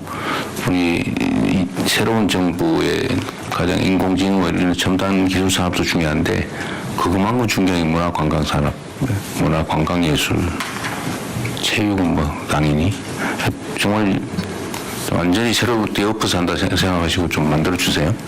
네, 책임감을 느끼고 있습니다. 네. 대통령님 그 홍보 차원에서 농식품부에서 말씀드리겠습니다. 지역 관광 관련해서 저희가 그 K 미식벨트라는 것들을 사업을 시작을 했습니다. 네. 예, 유네스코에서 장류하고 김치가 그 문화유산으로 됐기 때문에요. 그 장류벨트는 순창 담양 그 미식벨트로요. 그다음에 그래요? 예, 김치는 광주 그리고 전통주는 안동 그리고 저희는 이제 치킨벨트 뭐 이런 것들도 한번 구상을 해보려고 합니다. 치킨벨트는 예, 그거는 사실 외국인들은 엄청나게 관심이 있거든요. 그러니까 한국에 와서 이런 벨트, 그러니까 제가 예전에 프랑스 갔을 때 보면 와인 루트라는 게 있습니다. 와인 포도 생산지, 그다음 와인 시음하고 와인과 어울리는 음식을 먹고 돌아오는 뭐 이런 거거든요. 그러니까 지역 관광 활성화에 있어서 먹거리는 정말 중요한 문화이기 때문에요. 그 부분을 농식품부에서 좀 그 문화부랑 협력해서 지역 관광 활성화 차원에서 해보겠습니다. 잘 만들어서 문화부로 잘 넘겨주세요. 네. 네. 네, 다음 노동부. 네, 노동부에서 청년 일자리 확대 방안 보고 드리겠습니다. 모든 청년이 행복하게 일할 수 있는 활력 있는 노동시장 비전입니다. 먼저 청년 고용 상황입니다. 7월 청년 고용률 15개월 연속 하락하고 있고 시업 쓴 청년이 40만 명대 유지하고 있습니다. 고용률이 45.8%인데요. OECD 평균 55.1%에 10% 정도 못 미치고 있습니다. 경력이 없어 취업을 못하고 또 취업을 못해 경력이 없는 악순환이 계속되고 있습니다. 상반기 채용 공고 중 경력 채용 비용이 82%입니다. 당군 일에 최대 스펙을 자랑한다고 하는 청년들이지만 기업의 요구 조건이 나날이 높아지고 있고 이 속에서 스스로 좀 좌절하고 있는 청년들이 있습니다. 또 하나는 청년의 상식에 못 미치는 근로 여건에 대해 실망해서 이직과 심을 반복하고 있습니다. 시었음 청년의 70%가 직장 경험이 있다는 것은 많은 것을 이야기해 주고 있습니다. 따라서 청년이 경력과 역량을 쌓을 기회를 주고 일할 만한 일자리 만들기가 근본 해법으로 판단됩니다. 추진 과정입니다. 첫 번째, 시었음 구직 청년이 경력, 역량을 쌓을 기회를 국가가 충분히 보장하겠습니다. 시었음 청년에서 제일 중요한 건 발굴입니다. 이 시었음 청년이 어디에 계시는지 저희들이 찾아가서 다가가고 또 회복하고 하는 일자리 첫걸음 보장제를 추진하겠습니다. 발굴함에 있어서 범정부 시스템을 구축하겠습니다. 예컨대 국방부라든지 교육부라든지 여기서 정보를 우리가 같이 공유를 해가지고 시었음 청년을 발굴하도록 하겠습니다. 다가가서 시었음 청년에도 여러 가지 저희들이 분석할 때 고립 은둔이라든지 경로 단절이라든지 가구 자체가 위기인 이런 것들을 분류해서 관계부처와 협업하겠습니다. 두 번째로 적극적으로 구직에 나서는 청년들에 대해서는 현장에서 일하면서 배우고 경력을 쌓을 수 있는 기회를 지원하겠습니다. 역량 향상을 위해서 대중견기업의 일 경험을 확대하고 이 법제화도 검토하겠습니다. 법제와 관련해서는 기업의 지원 근거를 마련하고 예를 들어서 이런 경험을 쌓는 노동자들에게 이게 노동자냐 교육색이냐 이런 문제가 있는데 이런 분쟁 예방할 수 있는 규정도 만들도록 하겠습니다. 생활지원도 하겠습니다. 구직 촉진수당 한국형 실업부조입니다. 50만 원에서 60만 원으로 10만 원 상향하고 28년도에는 70만 원까지 상향하겠습니다. 그리고 아까 말했듯이 쉬었음 청년 중에 70%가 직장 유경험자라고 볼 때 자발적 이직이라지만 내용적으로 들어가 보면 직장 내 괴롭힘이랄지 청년 스스로 못 견뎠던 점들이 있기 때문에 한 번에 한해서는 자발적 이직 한 번에 한해서는 구직급여를 지원하겠습니다. 두 번째로 청년과 함께 성장하기 좋은 기업을 만들겠습니다. 아까 보고드린 바와 같이 청년의 시각에서 시작을 방해하는 3대 기초노동질서 즉 임금체불 없고 산재 없고 직장 내 괴롭힘 없는 그런 직장 만들겠습니다. 일각에서는 저보고 노동만 있고 고용을 모르는 장관이다 이런 비판도 있는 걸로 알고 있습니다. 하지만 이러한 기초 노동 질서를 잘 세우는 것이 고용과 직결된다는 것을 실현하겠습니다. 두 번째로는 함께 성장하는 일터입니다. 청년들 입장에서는 개인의 성장을 중요시합니다. 따라서 직장에서 역량도 향상시키고 자산도 형성할 수 있고 또 워라밸 보장되는 일자리를 조성하겠습니다. 실노동 시간 단축 지원하고요. 자산 형성, 그 다음에 훈련 및 대학원 학업도 지원하겠습니다.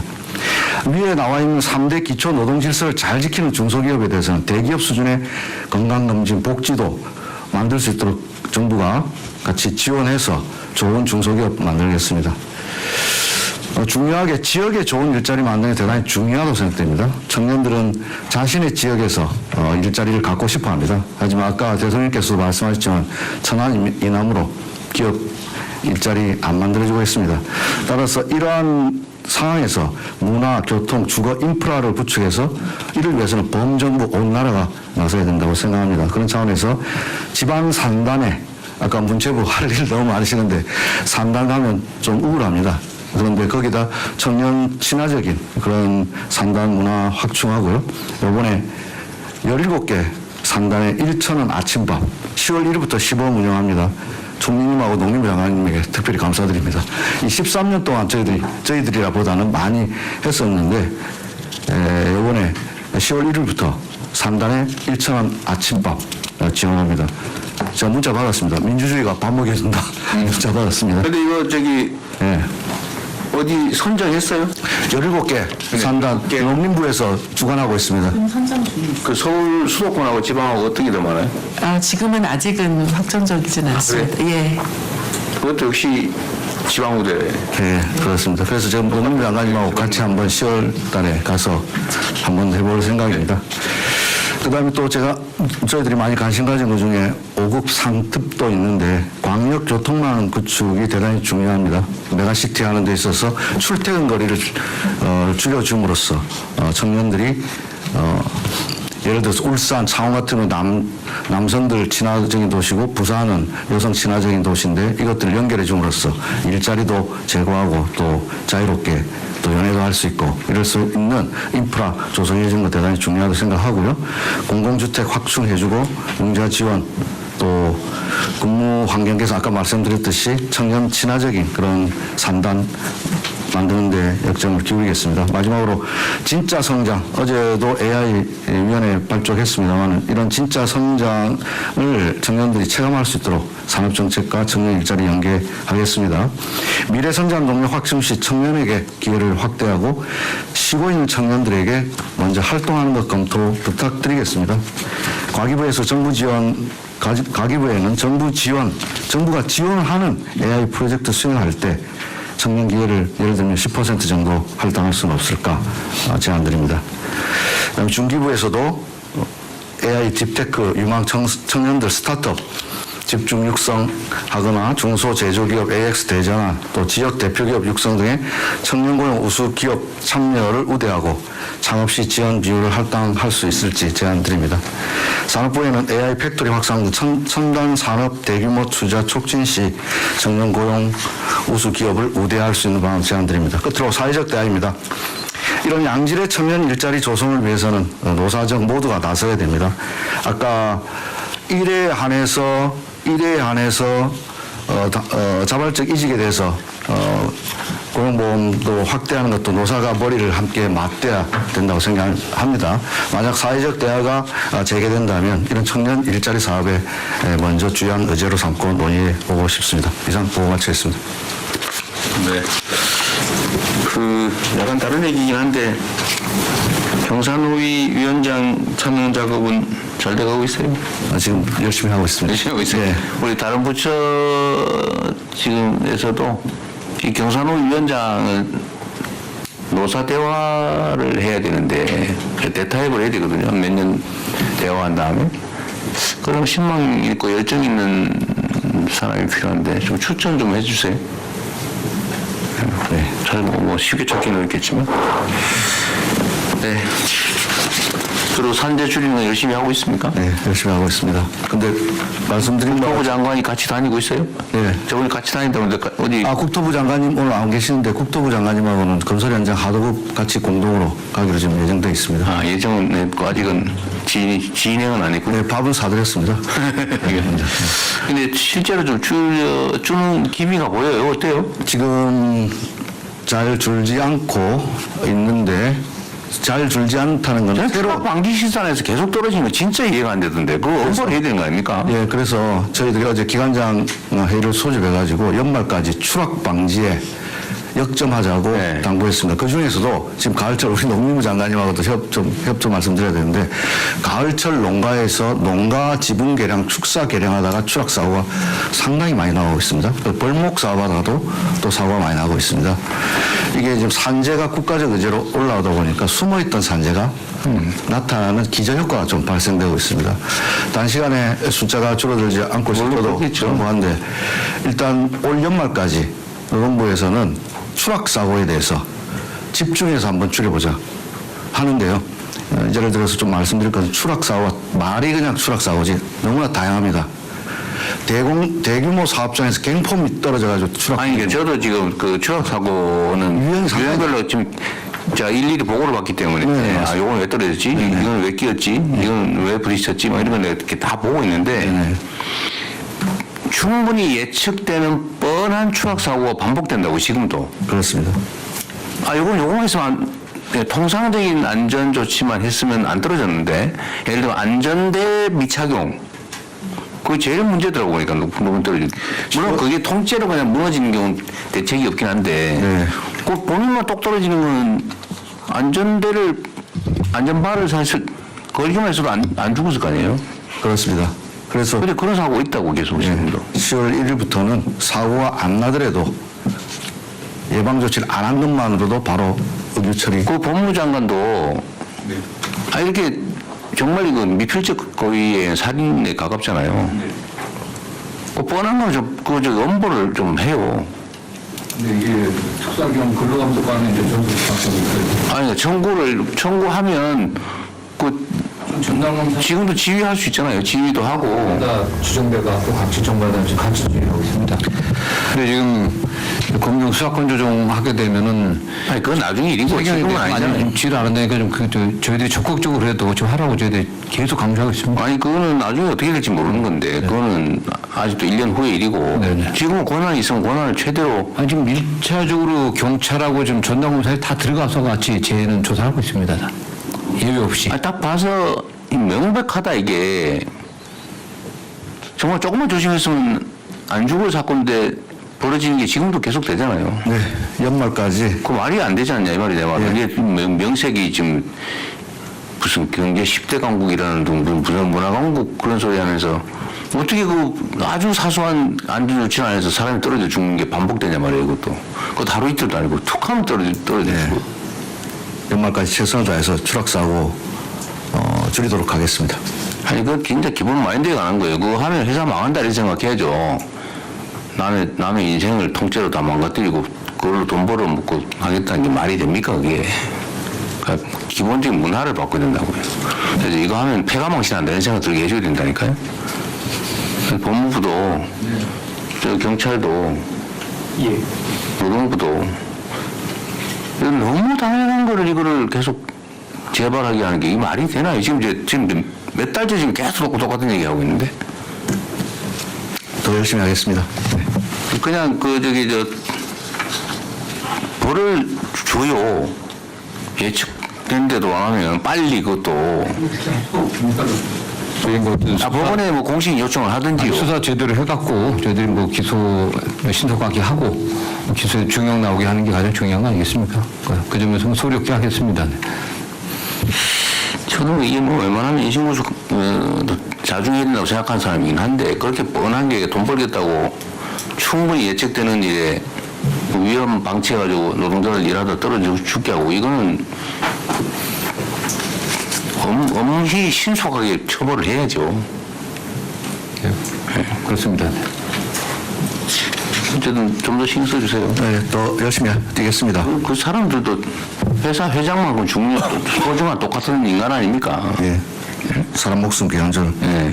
알도록 또 한번 주지하겠습니다. 그러십시오. 아이고 힘들더라도 좀 예방 차원에서 필요하면 근로감독관 숫자 더 늘려요. 예. 지금 현재 인사혁신처에서 잘 협조해 주셔가지고 수시 채용 또 내년 할 것도 500명 바로 채용 공고 나갔습니다. 네, 위험 작업장은 예측되는 작업장은 사고 안 나더라도 그냥 불시에 가가지고 다 처벌하라니까요. 그거 안 하고 하는 안전대 착용 안 하고 일 시키고 있는 작업장 발견하면 엄벌하라니까요. 알겠습니다.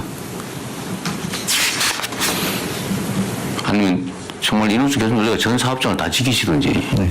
그래서 그 경기도형 안전 일터 지킴이를 전국으로 확산하기 위해서 양대 노총에도 협조 요청을 했고요. 그래가지고 아까 말했던 5억 미만 사업장 우리 손이 안 닿는 거 거기서는 계속 페트롤 돌리면서 지도하고 그러세요. 그래서 그렇게 관념을 바꿔야 됩니다. 네. 이게 사람을 위험에 방치시켜서 일을 시키면 안 된다. 네. 이거 내가 감옥 가는 일이다. 네. 회사 망하는 일이다. 이렇게 생각하게 해야 된다니까요. 네, 그리고 제 명함 뒤쪽에도 영어로 되어 있는 거 바꾸고 떨어지면 죽습니다.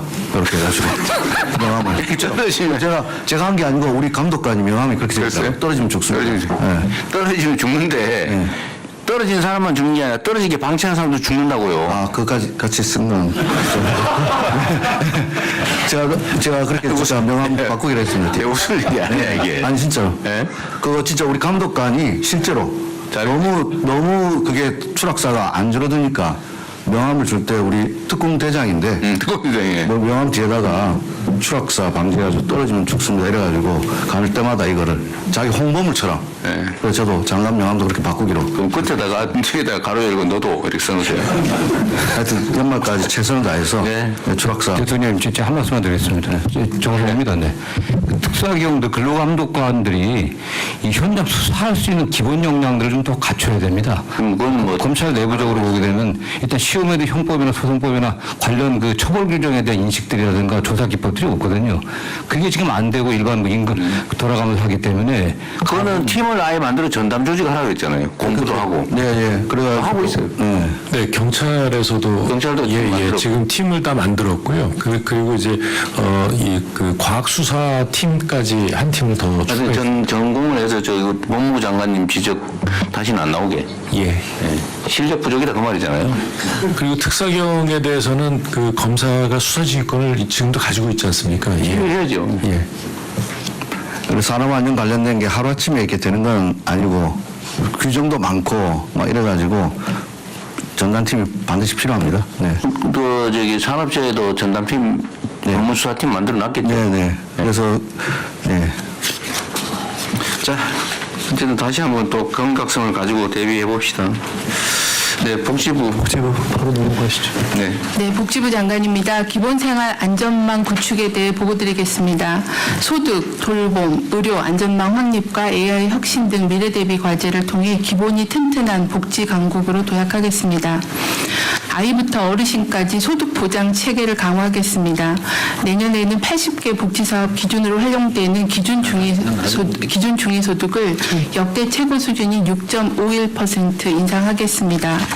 기본소득 안전망인 생계급여는 노인, 장애인 등 근로 취약계층의 부양 의무자 기준을 폐지하고 선정 기준을 단계적으로 기준 중위 소득의 35%까지 확대하겠습니다. 의료급여 부양 의무자 기준을 생계급여 수준으로 대폭 완화하여 저소득층의 의료비 부담을 줄이겠습니다. 아동수당은 내년부터 시작해서 만 13세 미만까지 단계적으로 확대하고 비수도권 및 인구 감소 지역 아동에게는 더 많이 지원하겠습니다. 사회의 첫 걸음을 내딛는 청년층을 위해 국민연금 보험료 지원을 신설하고 군출산 크레딧 지원 기간도 확대하겠습니다. 어르신의 노후 소득 보장 강화를 위해 소득 발생에 따른 노령연금 감액 기준을 완화하고 기초연금 부부 감액을 축소하겠습니다. 장애인연금은 중증 장애인 전체까지 확대하겠습니다. 둘째, 돌봄에 대한 국가 책임을 강화하겠습니다. 입원과 입소의 경계에 있는 어르신을 시작으로 해서 중증 장애인과 정신질환자까지 의료, 요양, 돌봄, 통합 서비스 체계를 단계적으로 구축하겠습니다. 보건복지부가 제공하는 서비스만으로는 국민 중심의 서비스 통합 제공이 어렵습니다. 지자체 전담 공무원 확보, 노인 장애인을 위한 지원 주택, 농촌형 돌봄 시설 마련 및 체육 여가 시설의 확충 등 각 부처의 적극적인 협조를 부탁드립니다. 요양병원 혁신과 함께 간병비를 단계적으로 급여화하여 간병비로 인한 국민 부담을 완화하겠습니다. 셋째, 공공의료 강화 기반 지역 완결 필수의료 체계를 구축하겠습니다. 시도의 지역의료 권한과 책임을 강화하고 국립대 병원을 복지부로 이관하여 지역 거점 병원으로 육성하겠습니다. 지역의사제, 공공의료 사관학교를 도입하여 안정적인 지역 필수 의료 인력 공급 기반을 마련하겠습니다. 충분히 보장되지 못했던 필수 의료 수가를 인상하고 별도의 재원 체계를 신설하여 지역 필수 의료에 대한 국가 투자를 강화하겠습니다. 넷째, AI 혁신을 통해 신청주의 한계를 극복하고 초고령 사회 돌봄 및 의료 수요 증가에 대비하겠습니다. 보편적 현금 급여는 자동 지급을 원칙화하고 선별 급여는 기존 수급자에 대한 자동 안내를 강화하여 신청 기반이 아닌 필요 기반의 복지로 전환하겠습니다. AI 기술을 복지 상담과 위기 가구의 발굴 시스템에 활용하여서 복지 사각지대를 해소하겠습니다. 일손이 많이 필요한 재가 시설 돌봄의 AI 전환을 추진하여 미래에 급증할 돌봄 수요를 사전에 대비하겠습니다. 보건의료 데이터의 안전한 활용을 지원하면서도 우리나라 의료 환경에 적합한 의료 AI 기술을 적극 개발하여 미래 성장 동력을 확보하겠습니다. 잘했어요? 네, 이상입니다. 네. 아까 부부연금, 기초연금 감액, 요거는 이제 현재 얼마씩이죠? 현재는 기초연금 금액이 그거 아는 사람 얼마예요? 정확하게? 27만 원? 27만? 기초연금은 아니, 받동시 말고 그냥 안 깎고 30만 원인가요? 현재 34만 원 정도 1인당 되고 있고요. 이제 거기서 정도? 각각 20%씩을 깎고 있습니다. 왜 정도지? 34만 원 끝다리가 있다는 거? 34만 3천 원입니다. 34만 3천 원? 네네. 일률적으로 똑같잖아요, 그죠? 네. 근데 그걸 20% 깎는다, 부부가. 각각 20%를 깎았습니다. 그래서 27만 얼마? 한 6만 원 깎이는 거예요? 네, 20%. 6만 8천. 7만 원 가까이 깎이네. 그럼 부부가 깎이면 14만 원 깎이는 거예요? 그런 거죠, 부부. 각각 깎이니까 저번에 우리 장관님 그때 한 계산해봤죠. 이거 다 그냥 주면 얼마 되나? 4조 원 더 줘야 된다 그랬던가요? 더 많이 들었죠. 부부 감액 문제도 있고 30%. 아니 그거 말고 부부 감액만. 4조 아니었나? 이거를 근데 올해 이제 저소득층만 단계적으로 감액을 줄여 나가겠다. 그러니까 나중에는 네, 별로 조퇴를 좀다 주자. 하면 재정 부담이 너무 좀 크기 때문에요. 일단 저소득층부터 없애고 단계적으로 하고요. 이걸 20%를 한꺼번에 다 완화시켜주는 것도 좀 재정 부담이 커서 그 완화시켜주는 비율도 좀 단계적으로 조정하는 걸로 재정 추계를 하고 있습니다. 그러면 지금 34만 원을 기초연금을 받으면 그 국민연금을 받는 사람은 어떻게 돼요? 공제 지금 그 65세 이상 노인 중에 국민연금 수령자가 한 53% 정도 되기 때문에 액수가 적잖아요. 네, 그 정도는 국민연금을 받는데 아마 연금 수령액이 그렇게 많지 않을 수는 있을 것 같아요. 그래서 뭐 그거는 이제 추가로 받을 수 네, 있는 거예요. 기초연금은 이제 노인의 하위 70%를 주기 때문에요. 굉장히 근데 국민연금은 자기 낸 사람이 받는 거니까. 그렇죠. 예. 근데 수급률이 한 54% 정도. 근데 그 일정 금액이 올라가면 아마 대상이 제외될 거고. 국민연금은 이제 소득이 있으신 분은 그 A값 이상으로 소득이 있으신 분들은 감액이 적용이 되고는 있는데요. 이제 기초연금하고 기초연금 금액이 관계는? 크지 않아서 예 그렇게 그걸로 인한 감액이 크진 않을 것 같습니다. 그러니까 나중에 한번 그 정확하게 한번 알아봐주면 좋을 것 같고요. 네. 그 이게 지금 기초연금은 만약에 1인당 34만 원이 넘는다 계속 올릴 거 아니에요? 그러면 70% 대상자하고 70%를 넘는 아슬아슬하게 5천 원 더 버는 사람, 그 사람은 제로잖아요. 네, 항상 그 경계선에 경계선의 이 단차가 낮으면 별로 뭐 어쩔 수 없는데 네. 너무 크지 않나요?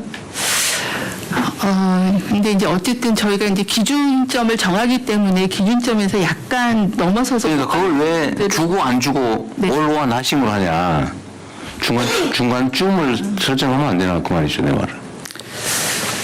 그래야 이 단차가 줄어들잖아요. 좀 덜 억울할 거 아닌가요? 그러니까 완전히 받느냐 못 받느냐지만 그걸 좀 그레이드를 주면 그런 걸 좀 줄일 수는 있지만 어쨌든 그 70%까지는 34만 원을 주고 70.01에 해당이 되면 영원인데 80%까지는 예를 들면 그거에 뭐 절반이라도 주면 계단이 하나 더 생기는 거잖아요. 그럼 좀 덜 억울하지 않아요? 걸리신 분들은 항상 문제 제기를 하실 수 있을 것 같아요. 엄청 억울할 것 폭이 같은데. 좀 줄어들면 좀 불만이 좀 줄 수는 있을 것 같습니다. 대통령 그게 기초연금이 현재 늘어나는 정도로 보면 재정이 감당할 수 없는 정도로 빠른 속도로 늘어나고 있어서요. 지금 연금 구조 개혁을 할 때 기초연금이 늘어나는 총액 지원 금액하고 이 구조 개혁을 할 때 전체 설계를 한번 전체적으로 다 들여다 보셔야 될 겁니다. 그러겠네요. 아니 더 이상 얘기하면 더 깊이 빠질 것 같네. 네, 저희가 이제 시간이 지날수록 노령 인구가 굉장히 많이 늘어나기 때문에 재정 추계가 크고요. 그 대신 국민연금 수령 비율이 점점 늘어날 거기 때문에 국민연금과 기초연금을 연계해서 그러니까 저는 그런 생각이 들더라고요. 네. 이게 이제 지금 제가 알기로는 이 70% 대상자에 대한 기초연금액을 늘려가고 있잖아요. 네, 늘려가고 있잖아요, 계속. 70%에 대해서만.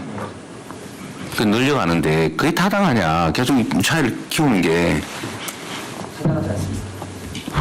단계별로 슬라이딩 형태로 해서 추가를 해주든지 뭐 대상자를 일부는 늘리면서 금액 그 대상자의 그 대한 지급액을 늘림과 동시에 대상자를 늘린다든지 뭐 차등을 줄여간다든지 그런 게 필요하지 않나요? 그러니까 너무 일률적으로 올라와나씩 받는 사람은 계속 더 받고 안 받는 사람은 완전히 땡원 영원히 그렇고 너무 억울할 것 같은데. 하여튼 그런 고민들 한번 해봐야 되지 않을까 싶네요. 그 국민연금, 기초연금 개혁 방안 할 때 그 부분도 네. 같이 검토하겠습니다. 그 오늘 자살 예방술 이거 다음에 해야 될 것 같아. 이거는 하면 한 3시간 해야 될 것 같은데. 네, 이건 다음 공모회 때 하기로 하고요. 의안 처리하기 전에 제가 몇 가지 우선은 각 부처에서 각 부처 단위로 각자가 할 일을 최선을 다해서 하시겠죠. 당연히 그래야 되고. 근데 다른 부처의 협조가 필요하거나 아니면 양해가 필요하거나 하여튼 다른 부처하고 약간 경계 지점에서 뭐 조정해야 될 게 있으면 그 기본적으로 총리께서 하시죠? 국무조정실 통해서? 관계장관 회의를 계속 하기 때문에요. 저는 하나 같이 합니다. 아, 그래서 여기서 말이 없는 거군요. 저희는 더 자주 회의를 하고 있습니다. 그럼 그렇게 하시고, 혹시 거기서 못하거나 아니면 뭐, 이 전체 국무회에서 하는 게 적절하다고 생각되면 아무 때나 하세요. 아무 때나 얘기하시고요. 미리 준비해서 안건을 만들어주면 더 좋겠고, 여기 국무회의의 안건 준비는 누가 하죠? 국조실하고 정책실 합니다. 아, 그래요? 예. 그럼 어제도 각 부처에서 국조실이든 뭐 정책실이든 주세요. 미리. 그럼 뭐 자세히 안 써도 되고 그냥 의견들을 모으는 자리니까 편하게 내주시고요. 그 다음에 아까 관광하고 관련돼서 제가 잠깐 얘기하려다 못한 건데 제가 저기 헬기를 타고 바닷가를 한번 날아본 일이 있는데 저번 여름에 어디 갔다가 우리나라 해안이 한여름인데 눈이 와 있대요. 해안이 하얗게 선들이 쫙 깔리더라고. 서치로폴이죠 그거. 해양 쓰레기. 그게 뭐 엄청나게 많죠 그거. 바닷가에 전부 해안가에 막 하얗게 스티로폴 말고 안 보이는 쓰레기도 엄청나게 있는 거지. 그거 어떻게 좀 해야 되는 거 아니에요? 쓰레기 너무 많잖아요. 대통령 일단 그 12해리 법으로만 말씀드리자면 영해 12해리까지는 해당 지자체에서 이제 담당을 하고 12해리를 벗어난 EZ는 이제 해수부 소관입니다. 네. 예. 그래서 저희가 애초에는 그 환경부하고 해수부하고 국장급 해양쓰레기 회의를 정기적으로 해오다가 요거를 지금 이제 장관급으로 격상을 시켰습니다. 그래서 지난번에 대통령 말씀도 계시고 해서 좀 협의를 하고 있는데 대책을 좀 따로 보고를 드리도록 하겠습니다. 이게 관광하고도 관계가 있는데요. 어느 나라 가면 고속도로 차 타고 지나다가 막 쓰레기 너지얼하게 널려 있으면 완전히 이미지 싹 나쁘지 않아요? 그래서 깨끗하게 치워져 있으면 이미지 정말 좋은데 일단 국토부는 없어졌는데 도로, 고속도로, 고속가도로, 국도 청소 좀 하라고 그러세요, 번면. 제가 경기지사 할 때 경기도 청소하다 보니까 도로공사 진짜 마른 듯해요. 청소하라니까 청소 죽어도 안 하고 내가 가서 싹싹 빌어가지고 결국 경기도 관내 도로만 청소를 했는데 우리가 하겠다니까 그것도 안 된다고 그러대? 자기들 관할이라고? 그래서 전국 단위로 좀 청소 좀 하면 좋겠어요. 그리고 필요하면 예산해서 일자리 사업이잖아요, 이거. 뭐 먹고 살기도 어려운데. 일자리 사업을 한번 기획해가지고 필요한 만큼 주고 쓰레기 청소하고 정리하고 하는 거 한번 하고 상시적으로 좀 하면 좋겠어요.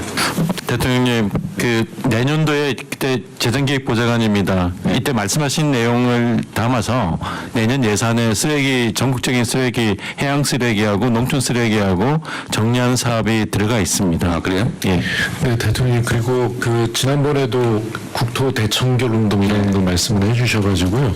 특히, 이 경주 에이펙 정상회담을 회의를 앞두고 9월 달에 추석 전에 한 차례 이 대청결 주간 그다음에 10월 에이펙 전에 한 번 더 청결 주간을 만들어서 전체 지자체와 또 그리고 자원봉사 시민들을 전부 참여하게 하는 그런 대청결 운동 있습니다. 그런데 대통령이 시간이 안 되셔가지고 참석을 못 하셔서 지금 총리님을 모시려고 청소시키려는 거예요? 아니 그래서 총리님을 모시려고 노력 중입니다. 예. 좀 하세요. 아니 저도 뭐 되면 해도 괜찮습니다. 예, 해안수 예, 다음 주에 쉽지는 않죠. 제가 외국 출장이 있어가지고 20일경이면 제가 딱 해외 출장 기간인 것 같네요. 하여튼 한번 알아보고요. 좀 기획을 하고 있거든요. 하여튼 좀 국토 청결 좀 청소 좀 하긴 해야 될 것 같습니다. 안건 처리하십시오. 자살 예방 이것도